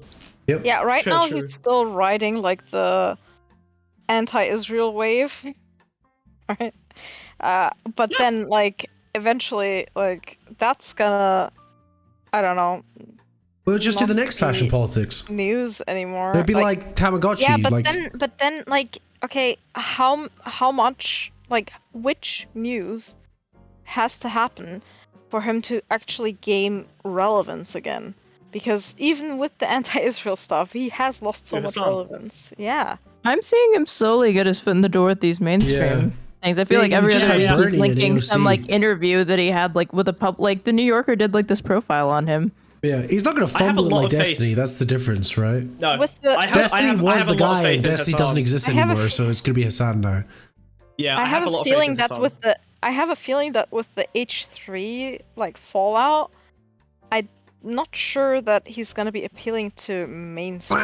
People fucking hate H3. What? People fucking hate H3. H3 is in the same category as like iDubbbz, right? Yeah. Everyone who knows about H3, who is in the mainstream Filthy today, Frank, bro. remembers him for fucking Content Cop or whatever. Not Content Cop. What was his called? The reacting Vape Nation. Yeah, who the fuck looks like at H3? Old people though. I know, Mina. That's mainstream. That's the mainstream. That's who. Even my Zoomer brother thinks H3's a fucking loser. Vape Nation. That's it. That's what people think of. That's his. That was a 2016 video. That was the same as iDubbbz. I think only like. Yeah. I'm not sure if that's actually like true. Everyone thinks H3's a fucking loser. He's like a commentary guy. He's viewed the same way that Keemstar's viewed, you know? Like I've been very active, like, you know, during Gamergate. I've seen everything like that they've done. But like even now, I don't think like that actually has stained their reputation to the point where they aren't appealing to mainstream anymore. I don't think they ever did. I don't think they ever did. Mimic, hold on. In chat, I think Mimic makes a good point, which is H3 looks completely unhinged, especially with the sniffing, rubbing, and whatnot. Like, honestly, even just aesthetically, compare Hassan, buff, fashionable, rich guy, against he's gonna Ethan. Get deported. Sniffing, rocking back and forth like Tourette's dude. Like, I'm sorry, aesthetically they're gonna have problems. They're gonna have trouble, right? Like, that's why Kennedy won, bro. It's the first televised interview. Yeah. I have a feeling like now with Trump like cracking down on like pro-Palestinian people and like snatching them. You could not ask. You could not ask for something better for Hassan than for him to get deported. Yep. That would make him a fucking national hero overnight. Superstar. He would literally he's rich enough that it would like, do nothing to him. Where would he go? Where would he? It doesn't matter. He could go anywhere. He could literally go anywhere. He'd go to fucking Cuba. He would go to Cuba, dude. H3's talking about shit and farting and sneezing and stuff. It's gonna be like Bad and Padada 2.0. Yes! Yeah, but he's handsome and cool. Yeah, not a fucking and everyone freak. likes him. Yeah, Jesus Christ. Who he's Hassan? Freak Is like Bad and Panada? Hassan, like, it's, well, it's in the way that Bad Empanada lives in Argentina or whatever the hell. I think your brain's been cooked by Israel-Palestine discourse. I'm sorry, Hassan to the main. Because every Hassan's girl, fucking awesome. Even though he's stupid, he's still fucking awesome. I love Hassan. He's hot. He's funny. He's fashionable. He's like he's what anyone who doesn't understand this is detached from reality. I feel. I'm sorry. Did you see the hoofed shoe he wore? Yeah, it was sick. That's exactly what rich, handsome, fashionable people do. They pull shit like that. Yes.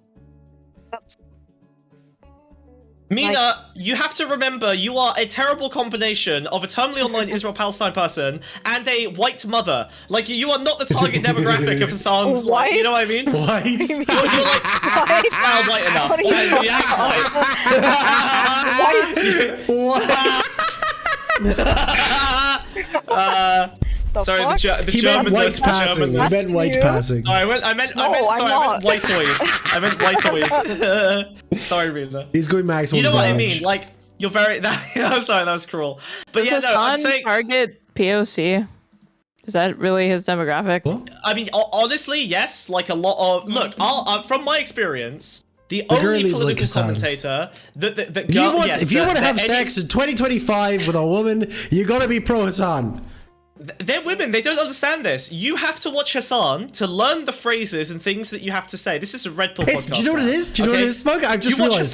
Smug. Yeah, I've just realized. It's that clip from Always Sunny where Dennis talks to the young woman and like realizes he has to change his fucking strategies to yeah! Holy shit! Oh my god, you nailed it, dude! Oh my god. That's what Hassan is. That's it! You fucking nailed it, I am taking up too much space. They call this woke fishing. Yeah, woke fishing. You go to Hassan to woke fish. Is that like the Noah Samson shit? Yes.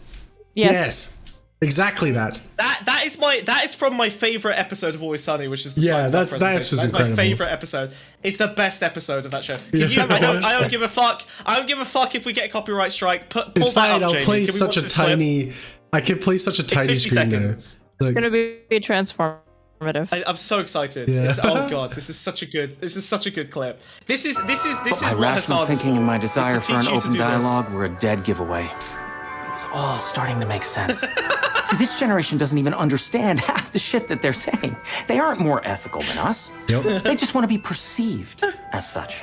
And who can blame them? I mean, they've spent their entire adult lives only 280 characters away from being tweeted into oblivion. Either way, I took a new tack. We need to use our privilege as much as we possibly can to protect people. How can you not see that? We need to use our privilege to protect people as much as we can. How can I not see that? Because if we don't, who will? Because if we don't, who will? Exactly. What we need is a revolution. Exactly. Oh my god. What we need is a revolution. Simply regurgitating back to them exactly what they're saying to each other in their ridiculous echo chambers is all they want. And then we can get what we want. Oh god, that's awesome. You know what this reminded me of? That's what Hassan's for. Yeah.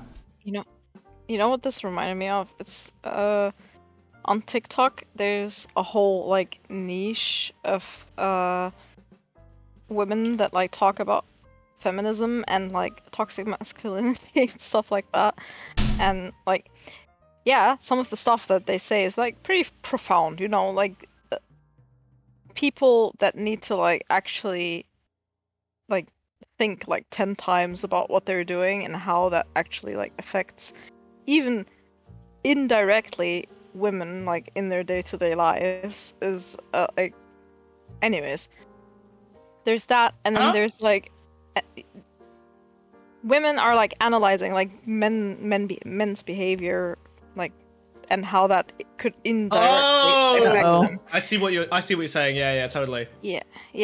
And then like there's like a bunch of these women then bring on their like like friends, like men, whether they're like heterosexual or not, and they like start like analyzing their behaviors, and the men are like dying inside. So funny. I think it's it is crazy that like this is gonna get worse and worse and worse. I've noticed this on a lot of dating shows recently, where I feel like now, because I watch a lot of reality TV dating slop like Love Is Blind or Temptation Island or whatever. I love that shit. I think it's like it's just so it's so zeitgeisty. Like I just but you see it. Every dude is just lying and pretending. So like every single dude is just completely dishonest about who he is, and the fun of the show is trying to like figure out in what ways they're lying and being dishonest. And then the girl, a few episodes later, will catch on. It all falls apart. But like all dudes are basically just like having to be dishonest in order to relate to women anymore. It's crazy. You like, want to know? You want to know what like? Love Is Blind is basically like e-dating, temporarily e-dating. Whoa. Yeah. But like, this last season of Love Is Blind, like all of the marriages fell through because the dudes turned out to all be conservative weirdos who were like anti-abortion, or they were all fucking bizarre. One got left at the altar because of it. Yeah, literally, because he wasn't woke He was enough. shocked. He was shocked. Yeah, and he was like, yeah, and then conservatives threw a fucking fit over it. It was crazy. And then the woman said in the interview with her mom, she was like, why didn't it happen? She was like, it was just off-putting to me that when I asked him about some of these social issues, he literally had never thought about them before I'd asked them. To be fair, which I still don't believe. I clocked that guy instantly as like a Fuentes fan. Like I feel like he was just playing it smart. I still think I don't usually assume like that level of balance, but the way he answered questions in that, oh god. I swear like, that guy was just like covering big political opinions. You know, like Jordan Peterson literally stole like a whole generation of like young men's brains. It's like you see like everything that happened in Gamergate and how that absolutely broke like terminally online like younger like guys at the time. We were talking about this earlier today, and I feel like there was some, I can't remember where this discourse was, but like people were talking about Gamergate again. I feel like I realized something, which is that I wonder if Gamergate is like the first time that technology in its modern form just got infused into a class of people, right? Yeah. Like these gamers were an oppressed minority in that they were introverted and disconnected and pushed away from society. Right? Yeah. I think that's fair. Like, obviously, technology do you hear me when you're talking over me? And stuff. Yep. Yes. Finish your piece. I'm oh, sorry. That reminds me. I need to turn you down on my new laptop. Unbelievable. I'm glad I wasn't this susceptible gamer during that time. Well, yeah, like I feel like that introversion was kind of induced by the technology. Like all these people sort of ended up in this weird little alternative reality where they could avoid the real problems that they had to overcome. And the end result was that they were very, very susceptible to a new kind of politics that was, you know, kind of built in Gamergate and has now basically come to define the modern political landscape. Well, I've said this before, but like, I fucking loved Milo. I was like, whoa. Yianopolis? Yeah, I never really bought into any of it. I got lucky. I thought it was about ethics in games journalism. Genuinely, I saw the Total Biscuit video. That's pretty much my entire part. I remember the only thing. That was the fucking furthest from the truth as well. He completely misjudged it was crazy. That. I was actually dating like a rightoid at the time, and I was like, why do you date me? I have a person of color. Why are you dating? You say, like, he literally said, like, the talking point of, like, if you have a table full of food and you know that, like, 1/3 of it is poison, why would you eat, like, the food on the table? Like, that kind of shit. I was like, what do you mean? That's awesome. He was trying to save you. That's real work right there. And then I like saw the shit that he was like watching, like okay, I'm guessing like, and his father was literally a liberal. He was like a leftist. It was so funny. Like, I love the idea of like, hey babe, hey, you know I'm a Nazi, right? You do know I'm an actual Nazi. Why are you dating me? Like, that conversation is insane. Listen, there's okay, I won't speak. The better question is, why were you dating him? Yeah, so true. I won't speak. Well, she's German. I'm in big trouble. No. Okay. Happy Trans Day of Visibility. Guys, if you believe in trans people and trans rights, donate to the Pondscum podcast. Otherwise... Okay, no. Guys, take that money and give it... No. Take that money and give it to a thank you for joining us, Mina. Thank you for coming on the show. We really appreciated you as a guest. See you next time. Thank you, Mina. Bye-bye. Get that trans money, Wiz. Get it. Quick. Kick her off. Kick her off. I support a small trans man. Give it to Ed. That's true, yeah. Exactly, actually, yeah. Wiz pays rent in conjunction with a tiny little gay trans boy, okay? Yeah. Beautiful. A beautiful symbiotic relationship. Linking the Patreon. Oscar, I see your fucking game. Is the whole would you eat this plate of this food off the table if 2/3 of it were poison? Is this supposed to be some Nazi dog whistle or some communist thing? It's Muslims. What is the through line? I don't. If 1/3 of Muslims are dodgy AF, we should get them all out of the country. Yeah. Oh, I see. Okay. It's dumb. It's that vibe. Yeah. Got it. I have a link in my Discord bio to donate money to me directly. Yep, it all goes to the same rent. All goes to the same landlord. So true. I can stop covering Ed's bills.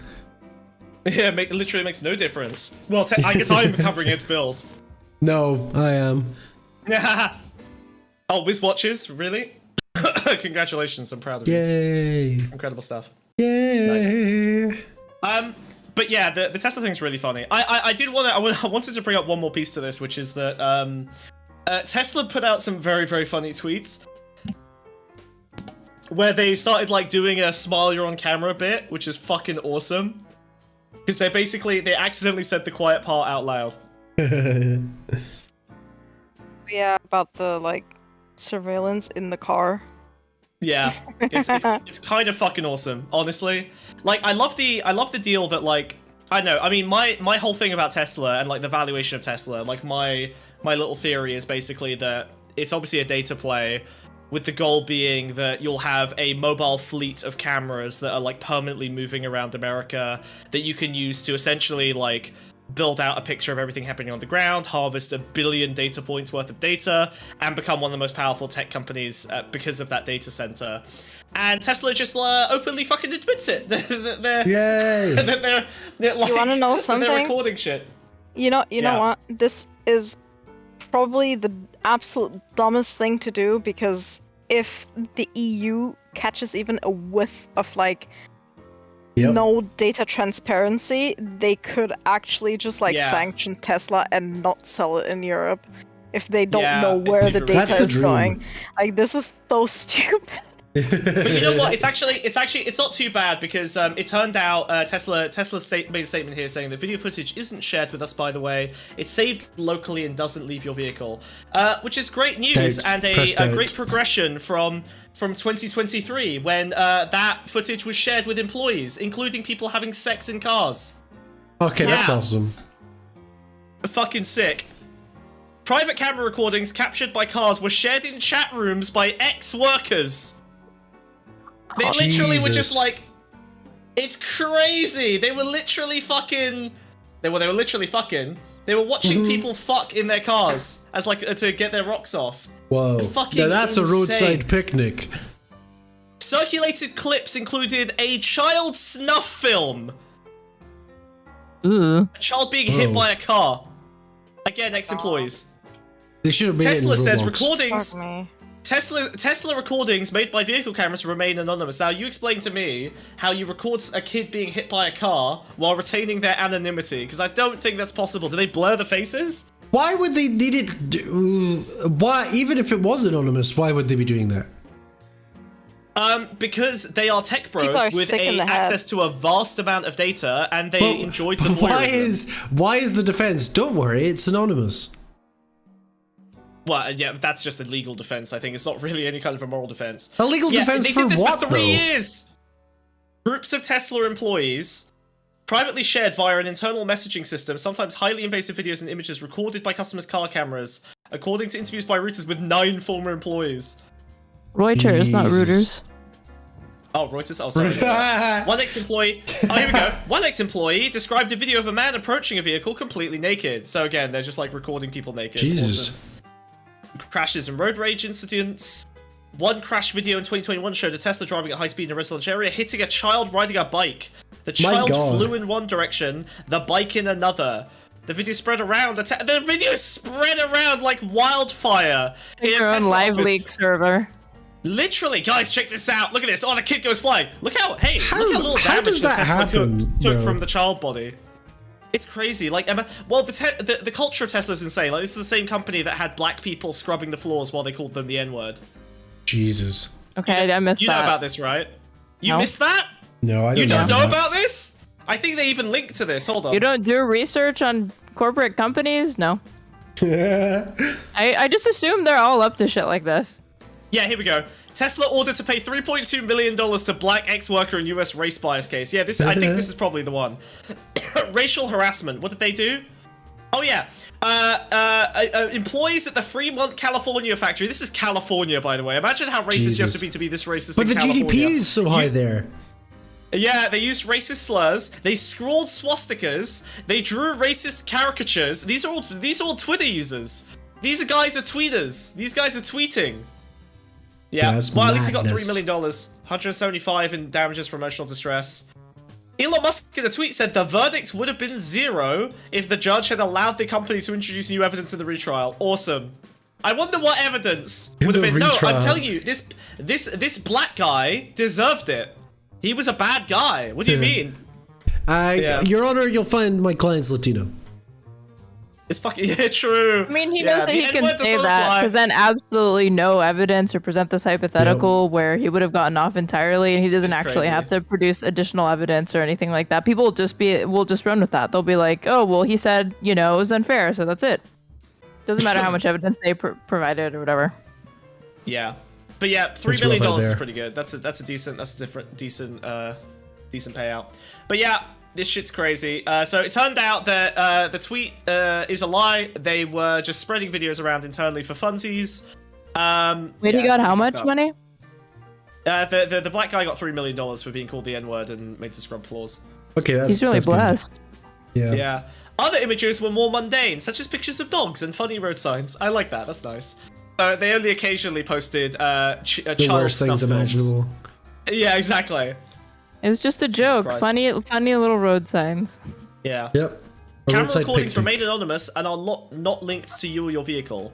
But oh no. The computer program they used at work could show the location of recordings. So you can just see the driveway it's parked in. Like, there's no anonymity there. You could probably stalk your girlfriend. Jesus Christ. Some recordings appear to have been made when cars were parked and turned off. So if you walk past a Tesla.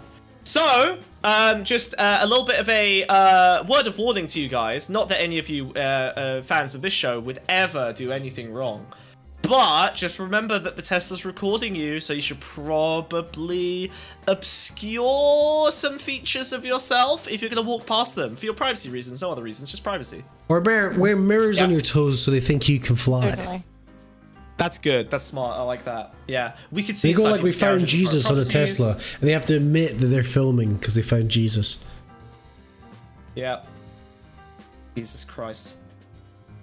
Must yes, Jesus Christ. Of course not. You know what this reminded me of? That group of girls that like dressed up as dinosaurs and like caused mischief.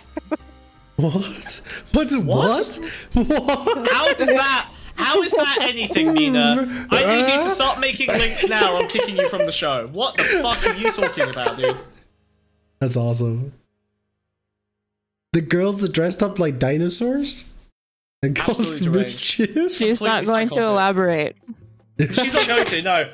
I invented Psychic War. Mina invented Psycho War. She's just insane. There's nothing here. This is a psychosis That's attack only the third run off of the idea. No, shut up.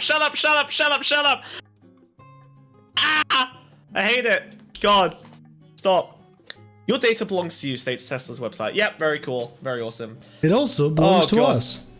I know. Stop doing that. Where are you going? Sorry. That's how I switch segment. I just blink out of existence when I'm done yapping. That's it. That's the ideal. Oh my god. Yep. So very fun. I guess that's our Tesla segment. Very fun. Very fun. Good time. Endorse it. Woo! Endorse firebombing a Tesla. No, we're on Twitch. We're on Twitch. We can't. Sorry. It's lame. I would never suggest that you damage any vehicles. Ever. What would you suggest? That you do it accidentally. No, because you have to go to plug. Oh yeah, can you give us some money, please? This show is only possible if you guys are able to. Well, actually, Smug. What? Straighterade, would you like the floor to promote the show you're on? No, that's on you. I feel like you make no money, and it's because you don't promote the show. Straighterade, I think you would make more money if everybody's subbing. I'm not gonna get any money from the subs. I can ask people to donate, but are they going to donate? They're no. not the same thing. There's primes. I knew that Twitch would be a problem, Wiz. I knew that. So you guys don't get money from the Prime subs? No, it just doesn't cost them money.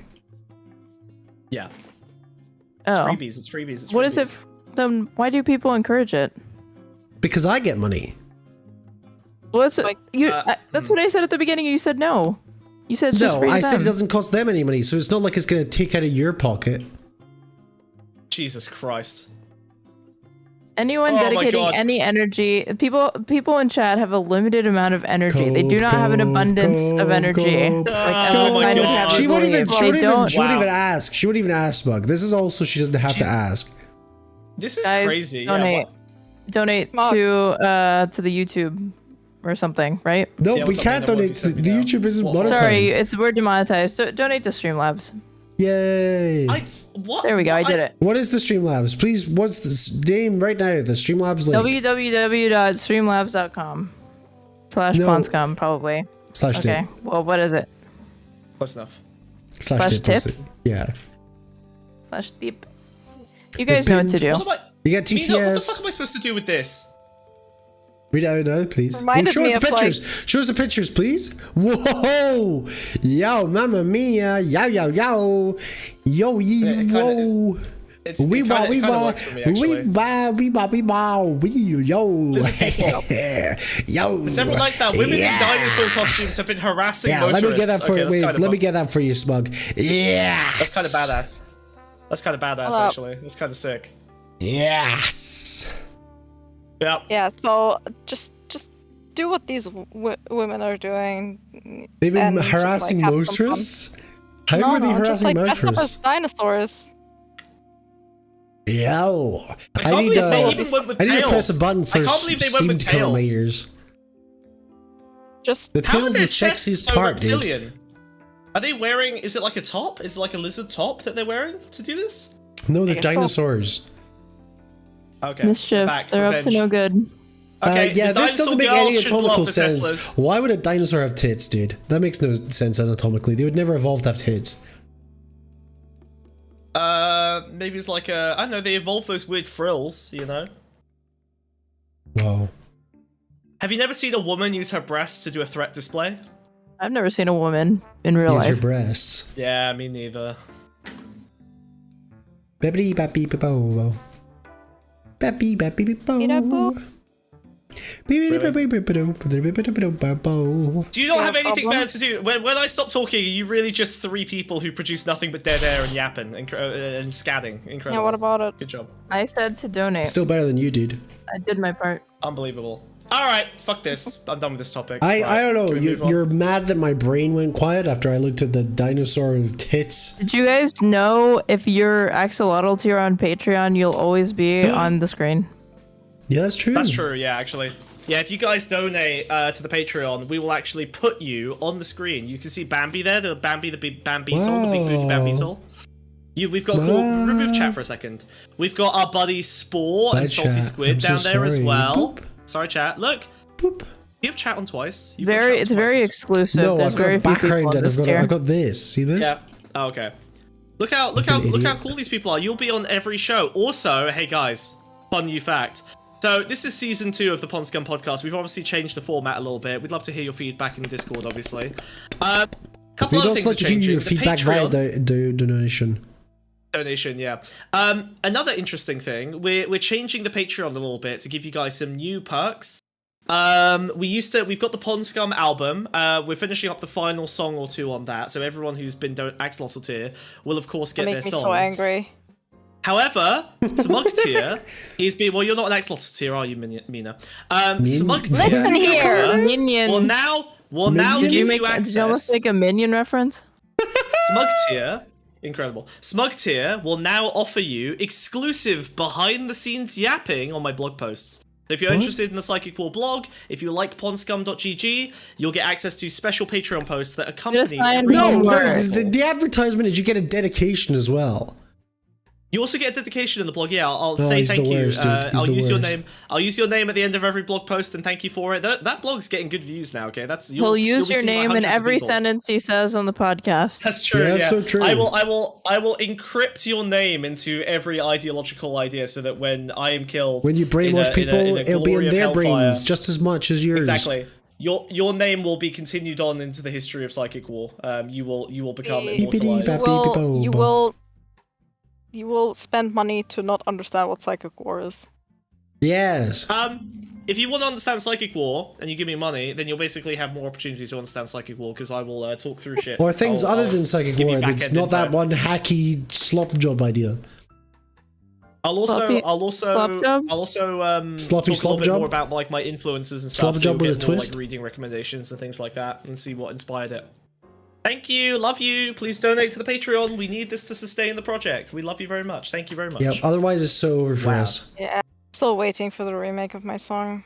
Your song is awesome. Everyone except you likes it. Piece of shit. No. Everyone except you likes it, Mina. And the fact you don't like it is itself proof that it's perfect. I'm sorry. Oh, it's shit. Your vitriol for your own music is kind of flawless. Like it's kind of the you really do have like the best song. It's surprising to me you don't like it. It's crazy that everyone likes it except you. It's like German club music. No, she's just annoyed that it's nonsense, as if 99 Luftballons isn't fucking nonsense. Every German song is yapping nonsense. That makes the song That's a 99 German belongs as actual German. Like what you wrote makes no sense. It's meant to be it's German English. The fact that you don't understand 99 Luftballons, the German version, makes you think it's nonsense. It's literally German? It's just a made up language. It doesn't mean anything. It was a real German song before it was an English song. What does that mean? What does that mean? Ridiculous. That means nothing. It's about the like separation it's of West Cold Germany, War, bro. East Germany. Okay, alright. Yeah, okay. They think it's missiles. They think the Luftballons are missiles. Ich nicht eine bitch is about the separation of you from 50 pounds a month. Thank you very much. Mina from grammar. I hear you say those words in German. I don't know. Ich nicht eine bitch. It doesn't make any bitch sense. isn't even a German word. It's a shit song. Yeah. I think I found a good example of someone doing Psychic War unintentionally, the new Jubilee video with Dr. Mike versus anti-vaxxers. Maybe we'll look at that next week. Pop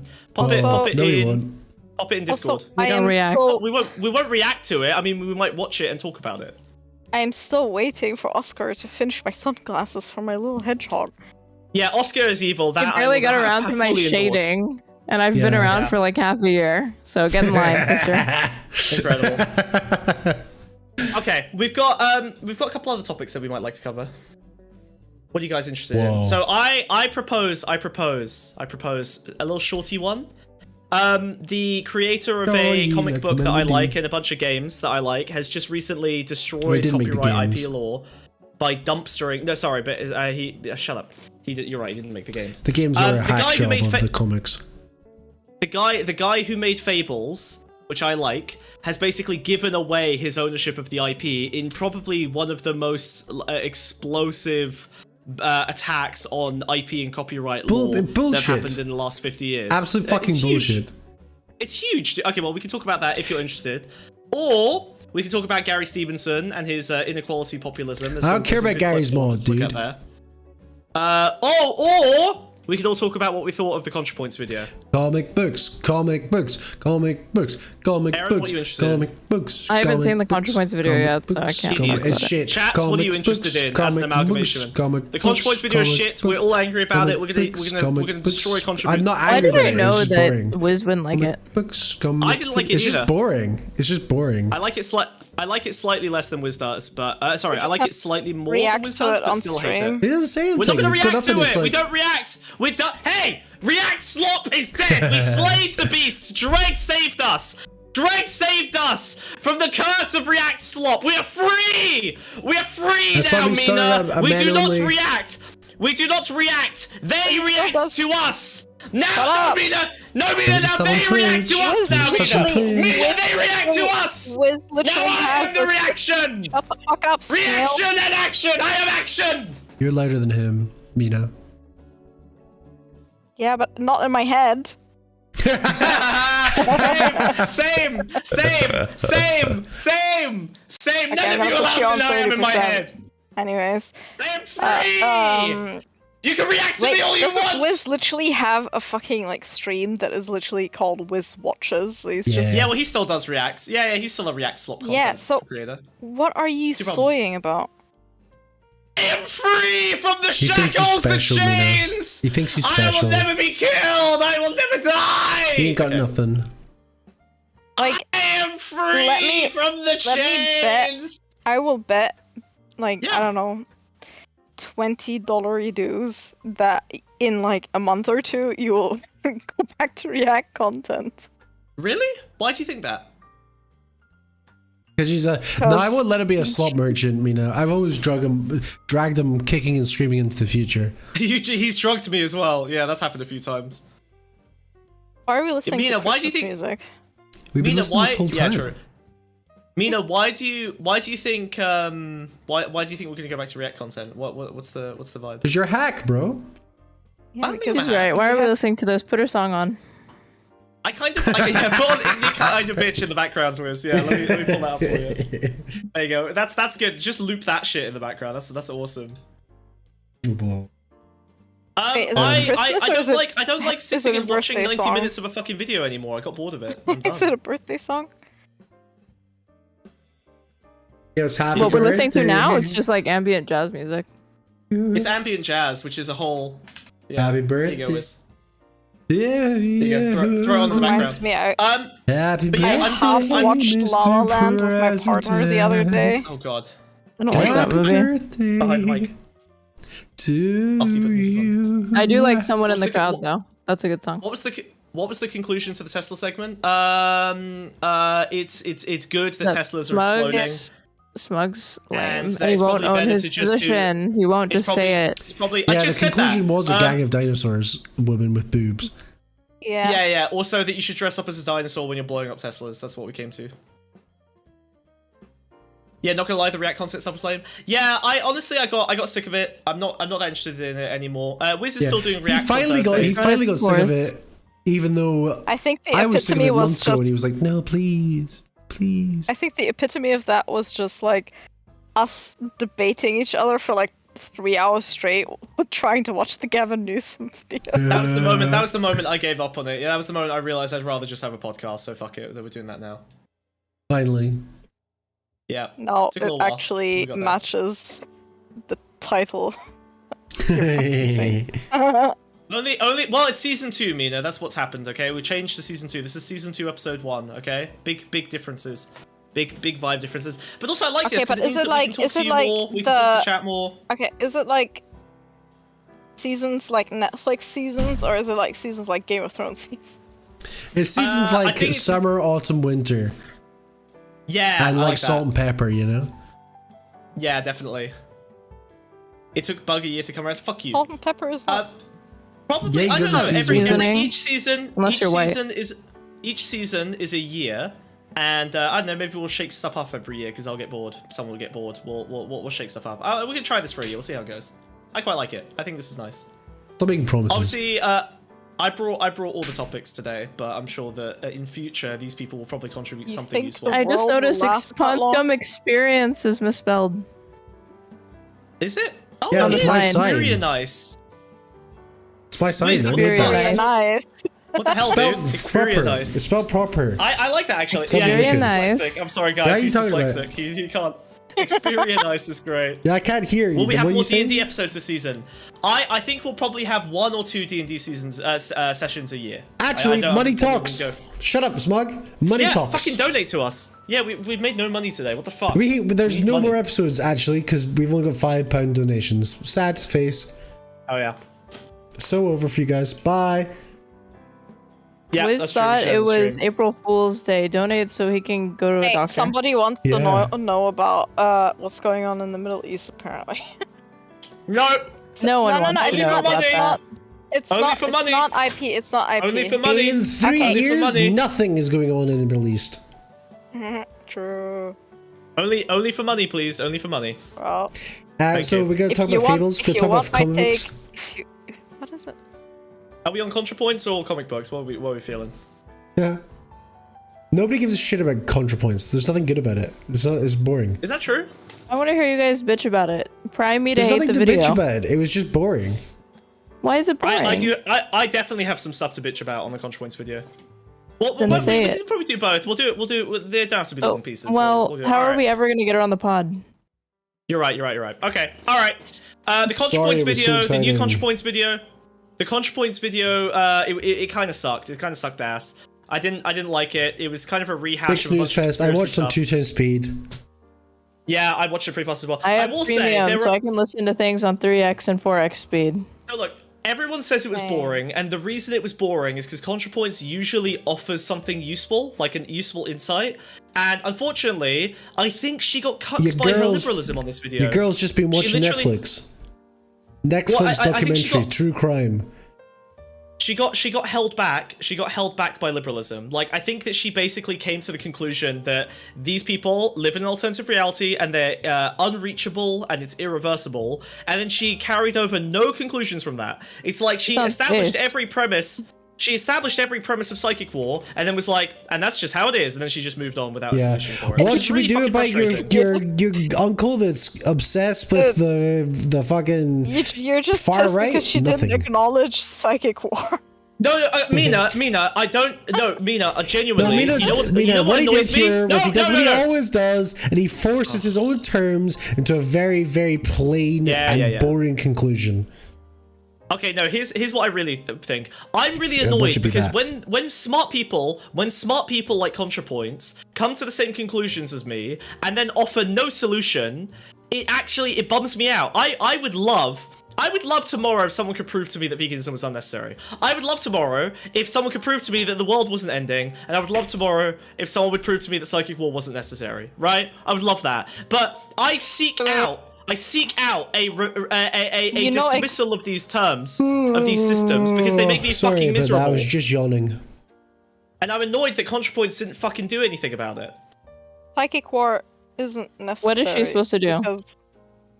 What she's supposed to? I was hoping she'd come up with something useful. Yeah, maybe she knows that, and that's why she hasn't. No. Maybe she knows that psychic war is fucking useless, and that's why she didn't recommend it. But so this is the thing. There's two options here, right? Either ContraPoints made this video and she didn't get what she should do, which I don't think is true. The alternative is that she knew what she should do and decided not to because it would be either inconvenient to her platform, or it would be too weird and strange, or that she doesn't think it would work. In which case, she has no solution. She's just because people if they hear about it for the first time, they have no fucking clue what this is. Yeah. I'm not saying she should have said psychic war. I'm saying she should have said. Why are you yelling? Even if. What do you mean? I'm yelling. I'm not yelling. Not you, Mina. No, I'm yelling. Who did you think he was targeting with that? Mina? Come on. Really? Anyways, I don't think there's anything she can really say that will actually result in something productive. There's nothing like. Psychic war. I disagree. She could have given up. This is the thing. She came up against the boundaries of liberalism. She came up against the existing structure and system being completely ill-equipped to deal with the new reality, and she didn't decide to criticize the existing structure. She didn't talk about liberal credentialism, turning a system of objective truth into a untrustworthy system because it's manipulated by liberals, because she wants to rely on liberal facts in order to make her cases. Right? Like, this is the issue, is that she was unwilling to step away from the liberal objectivist framework that people don't trust. Sorry? What's a liberal fact? A fact established by liberal credentialists, economists, lawyers, doctors, studies, research, academia, right? Yes, I was counting them off my hand. He cares too much. We gotta bail from this topic. He cares too much. I can hear in his voice. He's gonna get angry and be like, I don't like doing the show anymore. A liberal fact is one established by by the sort of liberal shared reality, right? But then when you do, like GDP, Rachel Maddow says Trump is orange and he sucks. It's a liberal fact, guys. It's so true. No, it's more like when liberals say, well, it's a fact, and it's by a liberal. We need to get to like whatever 2% GDP growth or 2% inflation, right? As the thing constructs itself. The thing is that this is a good thing and we have to do it. 2% inflation, very sexy. Liberal fact: if you're a white man and you didn't vote for Kamala Harris, you're garbage. You ain't black. Is smug quanting? No, I'm doing the opposite of quanting. I'm saying that this is quanting, right? Quanting is when you like overfixate on like metrics and measurements that are divorced from reality. But liberals treat them as fundamental to reality. Whoa. I think I'd been fine if she approached it from a liberal perspective, but she didn't really contribute anything new to the conversation. Yeah. Liberal fact: Joe Biden is the most progressive person that ever existed in the whole world. Liberal facts. You know what? I would have liked. I think. I would have liked. Sorry, just to no, shut up. Just interrupt. Yeah, just interrupt, Mina. Go on, please. Just interrupt, Mina. Listen. Basically, Trump is actually killing his own movement, so psychic war is actually not necessary. I totally disagree with that, but you can cope if you want. I mean, what do you mean by killing his own movement? When like violently? Okay. You see the shit he's doing like domestically, and you see who it like affects the most, which is low-income people in the Midwest mostly. Yep. And in the South, and he said so himself. He said like, yeah, there's gonna be economic instability. There's gonna be like fuckery and shit like that. He said that himself. And it's gonna be, I think, people still have a sort of like boundary about like how much they can take. He's so honest. I mean, they're gonna say like, like short-term pain for long-term gain, but at the end of the day, like, how much pain are they willing to take until they like lose their shit? He's talking about degrowth. But there's two, true. But there's two lines on that, Mina, right? Like two things have to be true that aren't true for your argument to make sense, or I would argue aren't true. One is that they have to believe that the pain is caused by their side and not some aspect of the other side, whether it's immigration or trans people. Well, hold on. They have to believe that the pain is attributable to the current government, and they also have to believe that the pain isn't something that is useful and necessary to improve their future state. And the amount of cope they have huffed, the amount of copium that they have huffed, and the amount that they are divorced from reality means that I don't think it's reasonable for you to think they'll snap back to reality just because they lose their house. I think they'll blame immigrants again. Okay. Angry is making a good point. Precarity doesn't improve attributional accuracy. If pain caused by your leaders actually did that, American conservatism would have died in the 80s. I think that's fair. I don't think a worse life makes you more accurate. No, I think,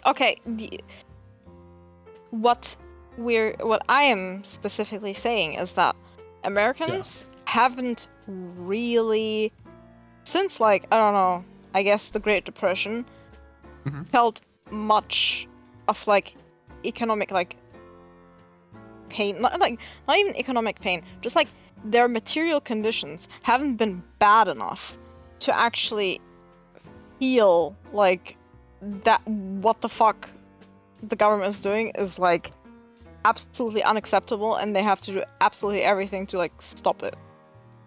And I think like if you just like, there's a kind of like, obviously like cultures differ depending on where you live, what country you live in, right? You have, for example, the UK, where you have a class system, and you've said that before, like, you know that like the plebs will always be plebs, and they will take it. That's purely that's a very special UK thing that has nothing to do with America. But the thing is, there's a similarity in, for example, Eastern Europe and Russia, where the people will actually just like eat shit, and they know there's absolutely nothing they can do about it like at least until recently in Eastern Europe.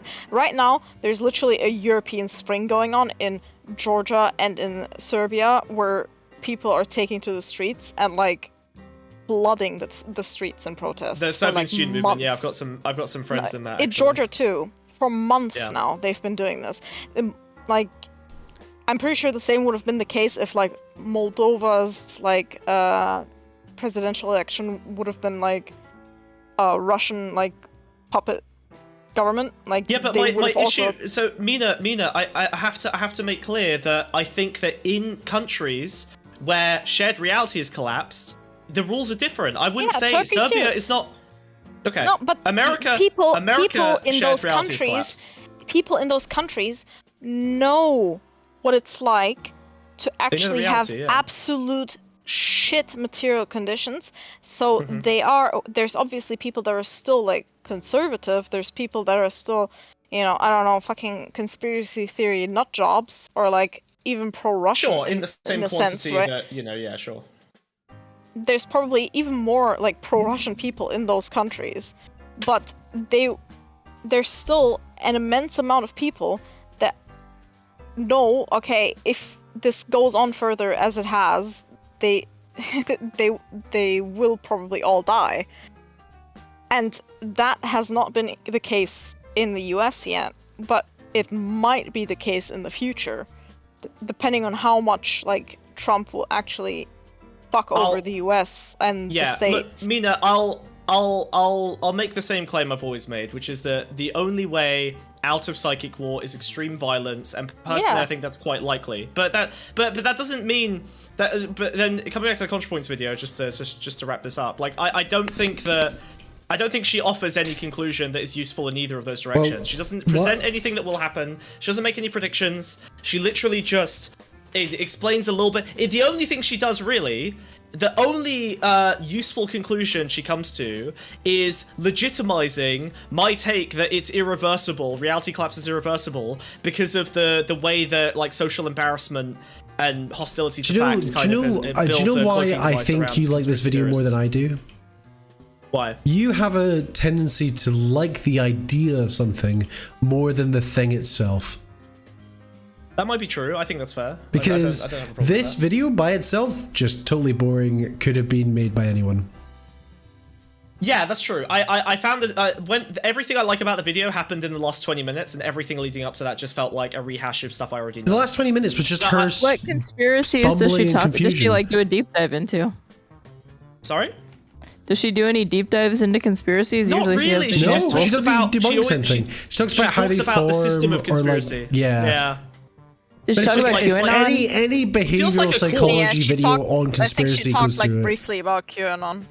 It sounds like a course. She also like talked about like the graphics of like conspiracies, what they like put on the internet about like how there's a deep state, and then underneath the deep state are the corporations and the fucking royal family. Casual catharsis. You're a little too close to level 1 for my comfort. Careful. Careful now. Nothing. Just talking to a lovely chatter. A very clever chatter. Yeah, the video is totally fucking boring. So it's what, 3 hours long? It says nothing. I think it's 2 hours and 20. Yeah, it fucking sucks ass. Anyway, Someone just likes the idea Sorry. of what it sort of implies, but because that's not really actually a thing, it doesn't get that credit from me. Content's a Rorschach test for him. He sees what he wants. I don't think that's fair. That's very true, actually.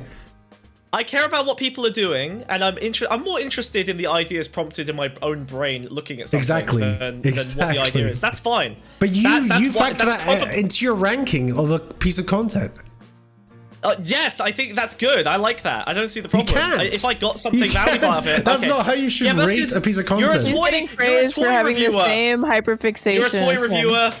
You're a toy reviewer, okay? All right. You want to talk about what the toy is good at. I'm talking about what the toy presents. But I would never watch a fucking toy review and factor like my own experience watching the toy review into my enjoyment of the toy. Good thing we're not a fucking review channel, and instead we're I don't know what the fuck we are, to be honest, but we're not a review channel. We're an accountability channel. But it doesn't Just make a shut the video fuck up. good if you have an idea inspired by watching it because it's bad. Which is why I didn't say it was good, right? I said it was boring, and I said the last 20 minutes, the only novel ideas she had reinforce ideas that I've had. She did genuinely say stuff about embarrassment.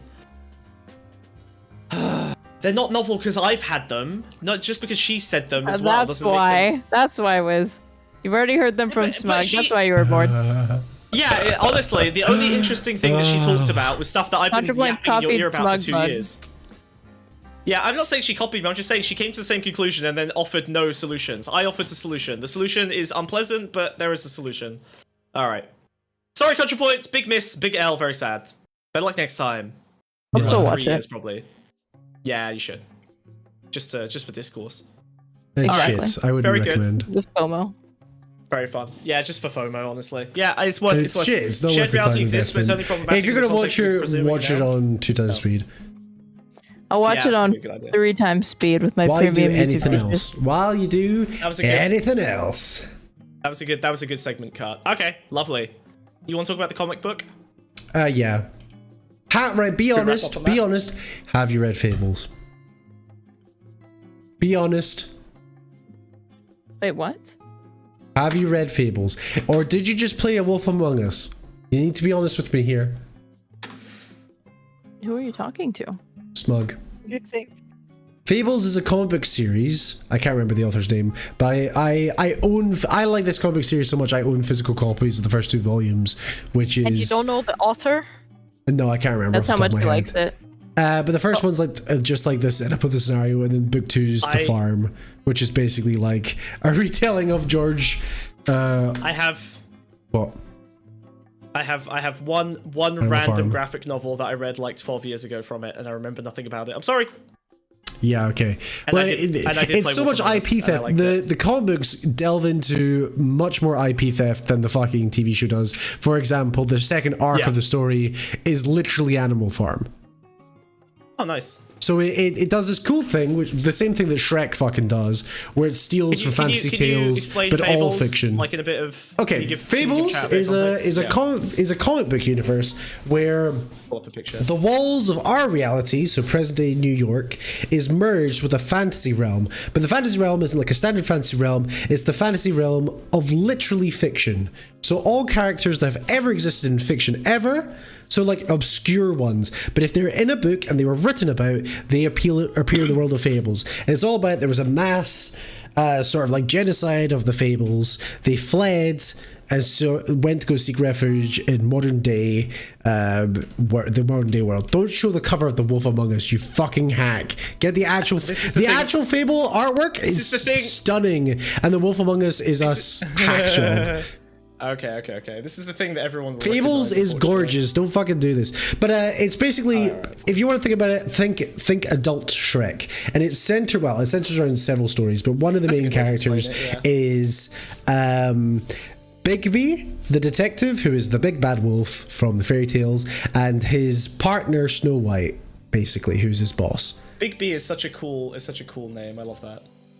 Yeah, well, it's a play off. It's a play off the character from Trainspotting, if you must know. Did you not read it, Smug? Because all of everything you're chiming in is just useless. Oh, I like that. Oh, I agree with that. I don't remember anything about the Fables comic that I read like 12 years ago when I was like 4 years old. But the whole story is based off IP theft. So much so that when what was it? AMC went to make the show Once Upon a Time, which was originally a Fable show before the creative team pulled out, and they went ahead and made it anyway. They tried to do a lawsuit and failed. I think it's really fucking based that this guy has remixed all of these public domain IPs and has followed through on that by flinging his IP into the public domain as part of his philosophy for how works should and can be remixed. That already happened with the TV show Once Upon a Time 10 years ago. What do you mean? No, but so okay, the TV show, the TV show Once Upon a Time was going to be a Fables adaptation. They couldn't get the permission, so they just did it anyway. Because all the characters are already in the public domain. Story doesn't change at all. Exact same premise, exact same story. I'm not being a hater. I love this. It's just this is a non-story. I don't think it's a non-story because this literally is like unless you're taking the literal events of Fable and making fan fiction about literally the events of Fable. But why would you choose to do that when all the characters from Fable are already public domain? So, okay, I think this is complicated because. Well, here's the deal, right? The big bad wolf is not Shrek. I'd understand if it was Shrek. If they made Shrek public domain, okay, because Shrek and Donkey are original characters. But nothing in the whole premise of Fable is none of them are original characters. That's the conceit of the story. They're all made from stories that are within the public domain. I get that, but like when you look at the way they've been there's nothing transformative together, about it other than the narratives, and nobody's going to. There's nothing transformative about Fable other than the narratives. The narratives are the transformative part. Yeah, everything else about the setting dynamic was done even before. Even The Witcher does. Do you know the plot of The Witcher? The Witcher series of books? I know The Witcher. I know how The Witcher is very similar, yes. I get but that. You know how the fantasy world is? It's like literally the fantasy world of fiction interacts with the real world. They call it the great confluence? No. What's it called? The convergence? Convergence, something like that. Some shit like that. But it's the same thing, and that happened before Fables was written. Like that storyline did it first. So you're not even stealing that IP. There's nothing unique within the Fable IP that you'd give to the public domain for it makes sense for this to be an announcement. Unless you're literally going to be like, Bigby, the Big Bad Wolf is a detective who works with Snow White, blah, blah, blah, blah, blah. And at that point, what's the validity of it being in the public domain? You know? So you're saying that basically the author is a hack fraud and this is a lie of a story? I don't know, it's a false story. It's like, sure you could say this, but it's like... It's offering he's the nothing. one doing this, right? This is his story. It's not people aren't reporting on this. Basically, okay, so just to explain to chat, basically what happened was the writer of Fables got in a big fight with DC Comics, who owns the rights to Fables right now, and through their vertical label, to create Wolf Among Us and a couple other games and potentially a movie or something. Yeah. And then at some point he got so mad at them that he decided to release all of his stuff in the public domain. This doesn't change his contractual obligations to DC, but what it does do is means that DC, it doesn't own, essentially the idea is it doesn't own the copyright to any Fable content anymore, and so other people can make whatever they want with Fables. Yeah. Because it's now in the public domain, which the original author retains control of. However, that sentence is ridiculous. Anyone can make anything they want with Fables. Yes. But that's... Well, hold on, you say that, but then DC themselves have released a statement saying the Fables comic books and graphic novels published by DC and the storylines, characters and elements therein are owned by DC and protected under the copyright laws of the United States and throughout the world in accordance with... Right, but DC is saying, actually, we don't care that this is in the public domain. We will still try to sue you because we have intellectual property rights to maintain on Fables. The storylines, okay, sure, but like that's my point. He's not actually made anything public domain because the only thing that's unique about Fables is the storylines, and DC still has the rights to those. But what about, the comic book property called Fables, including all related Fable spin-offs and characters, is now in the public domain. What was once wholly owned by Bill Willingham is now owned by everyone for all time. It's done, as most experts will tell you, once done, it cannot be undone. Take-backs are neither contemplated nor possible. Like, I don't know, I feel like there's probably enough of a remix that, like, why would DC, explain me this. Why would DC pay him any money, do anything on his behalf, if all of this is basically effectively already in the public domain? Why would they even be in a fight if there isn't something to protect here? Why would Wolf Among Us even need his permission to do anything? Because he is not the artist. They own stories. It's like, why did a book publisher publish their story rights? Yeah, but you said that Wolf Among Us is not an accurate, kind of reflection of the stories he's written anyway, right? It's not, but it's like it's like a whole licensed thing. But why would you have to license it if it's public domain? I don't think this makes sense to me. It's the same story. The Wolf Among Us is the same story, but watered down. But it's the same story. Bigby's a detective that works with Snow White in a world where they fled X, Y, and Z thing. Okay, but really, so making the Big Bad Wolf a detective in a Pxie fiction real life world. Yeah, that's the only scenario that's now. That's the only thing that's like. That's the only thing that would be original. That's the thing that makes that's what I mean. That's what I mean. So that's the only thing about Fables that's unique and original. Yet that's still being pursued and illegal by, or what's it called, under copyright by DC. So he's offered nothing. You know, the artworks are DC's property because it's hand drawn by an artist who probably isn't going to be happy that it's all that's all being made public domain, which it hasn't because it isn't. So the looks of the characters are all still copyrighted by DC. Really, all this guy has made public IP is literally narratives for like his own fan fiction about the Big Bad Wolf. Basically, that's the value he's offering. That's a shame. Are we kind of conflating a moral argument with a legal argument here? Well, I mean, essentially what Wiz is saying is that this is a nothing burger and that I shouldn't be excited or care about it, and that I should be sad all the time forever. Well, this is what you celebrating. There ain't nothing to celebrate here. I thought it was interesting that, hey, look, I've had my fights with copyright law. Okay, like literally I've had cease and desists. And I don't know, I thought it was interesting to see even if the writer of a certain cartoon made it public domain, you still wouldn't be able to use that character's visual style. No, that I understand. Yeah, obviously, I know that. Yeah, obviously. Usually things go. Usually, the visual style and the stories go into the public domain at the same time, essentially. And so that's why we usually don't make that slightly different with comic books. Slightly different with comic books. If I understand this correctly, the author said, okay, these, I can just, let people just like enjoy these and make their own whatever the fuck with it, right? And then DC said, no, he actually doesn't have the right to do that, right? Yep. But, okay, is there something in... I know in music there's like having like the masters, like the rights for the masters of their music, like but that's where it gets complicated with comic books, because every comic book will be minimum made by 3 people: the writer, the illustrator, and the inker. The illustrator and the inker both separately have their own masters, so to say, and a comic book that doesn't have any illustrations or any inking is just disjointed text bubbles, you know? It's not his place to be able to be like the whole comic book series is copyright free unless he penned it and drew it himself, which now I'm going to check, see if that is the case. He made a contract with the inker and whatever the fuck to have He made a contract with DC, right? And the inker and the illustrator have contracts with DC. So DC owns all the illustration and inking, basically. Yes. But the story is... not. Yeah, Mark Buckingham drew everything. Mark Buckingham penciled over 110 issues you guys. Alright, fuck you guys. Nah, fuck you. So even the visual style. The most interesting thing about a comic book, and ultimately, as good as in parallel narrative it is, the visual style of Fables is what makes it so jaw-dropping as well. Alright, fuck you. It's really fine. This story goes in the trash. It's really diminishing the worth of the comic book. If the written word is the only thing that's relevant to it, why wasn't it just a book then? Why didn't Mr. You ruined my fun. Mr. whatever the fuck, just write a book. Alright, if it was a book he was announcing was public domain, sure, I might understand, but there's more to that than a comic book.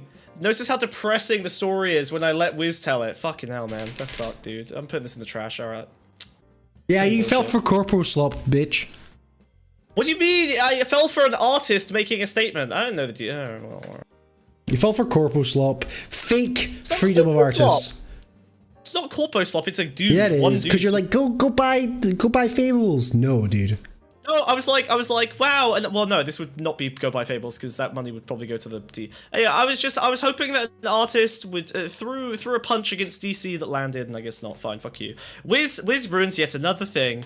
End of sentence. Very sad. Very sad. Very upset. Oh, yeah, Tech Jacket from Invincible. Same with Spawn. Spawn was supposed to be in the most recent season of Invincible, but they don't have the rights to him. Spawn was supposed to fight one of the Mark clones. You know, the one with the mohawk? Oh, weird. Yeah, they didn't have the rights to it. You know, what the fuck crossover universe is Invincible in? I have another He's topic. in Image Comics. I know what that is. It's not related to topic to comics, so. Yes, you do. If you know what The Walking Dead come from Image, or am I wrong? I did read like the entire run of The Walking Dead a few years ago. Yeah. That's Robert Kirkman as well, yeah. That's the same thing. Okay. Spawn and Wildcats. And what's it called? Kirkman's decent. Cyberforce. Although I did get. How do you know so much about this? You're a girl.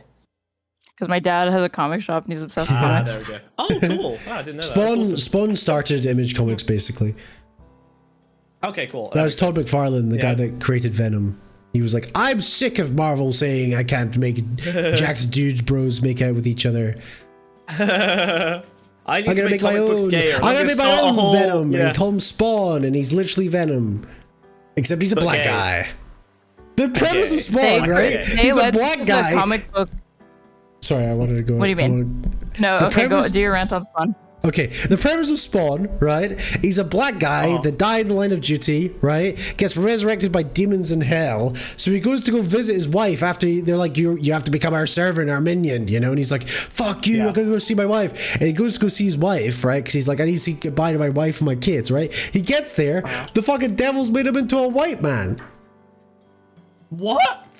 His wife would.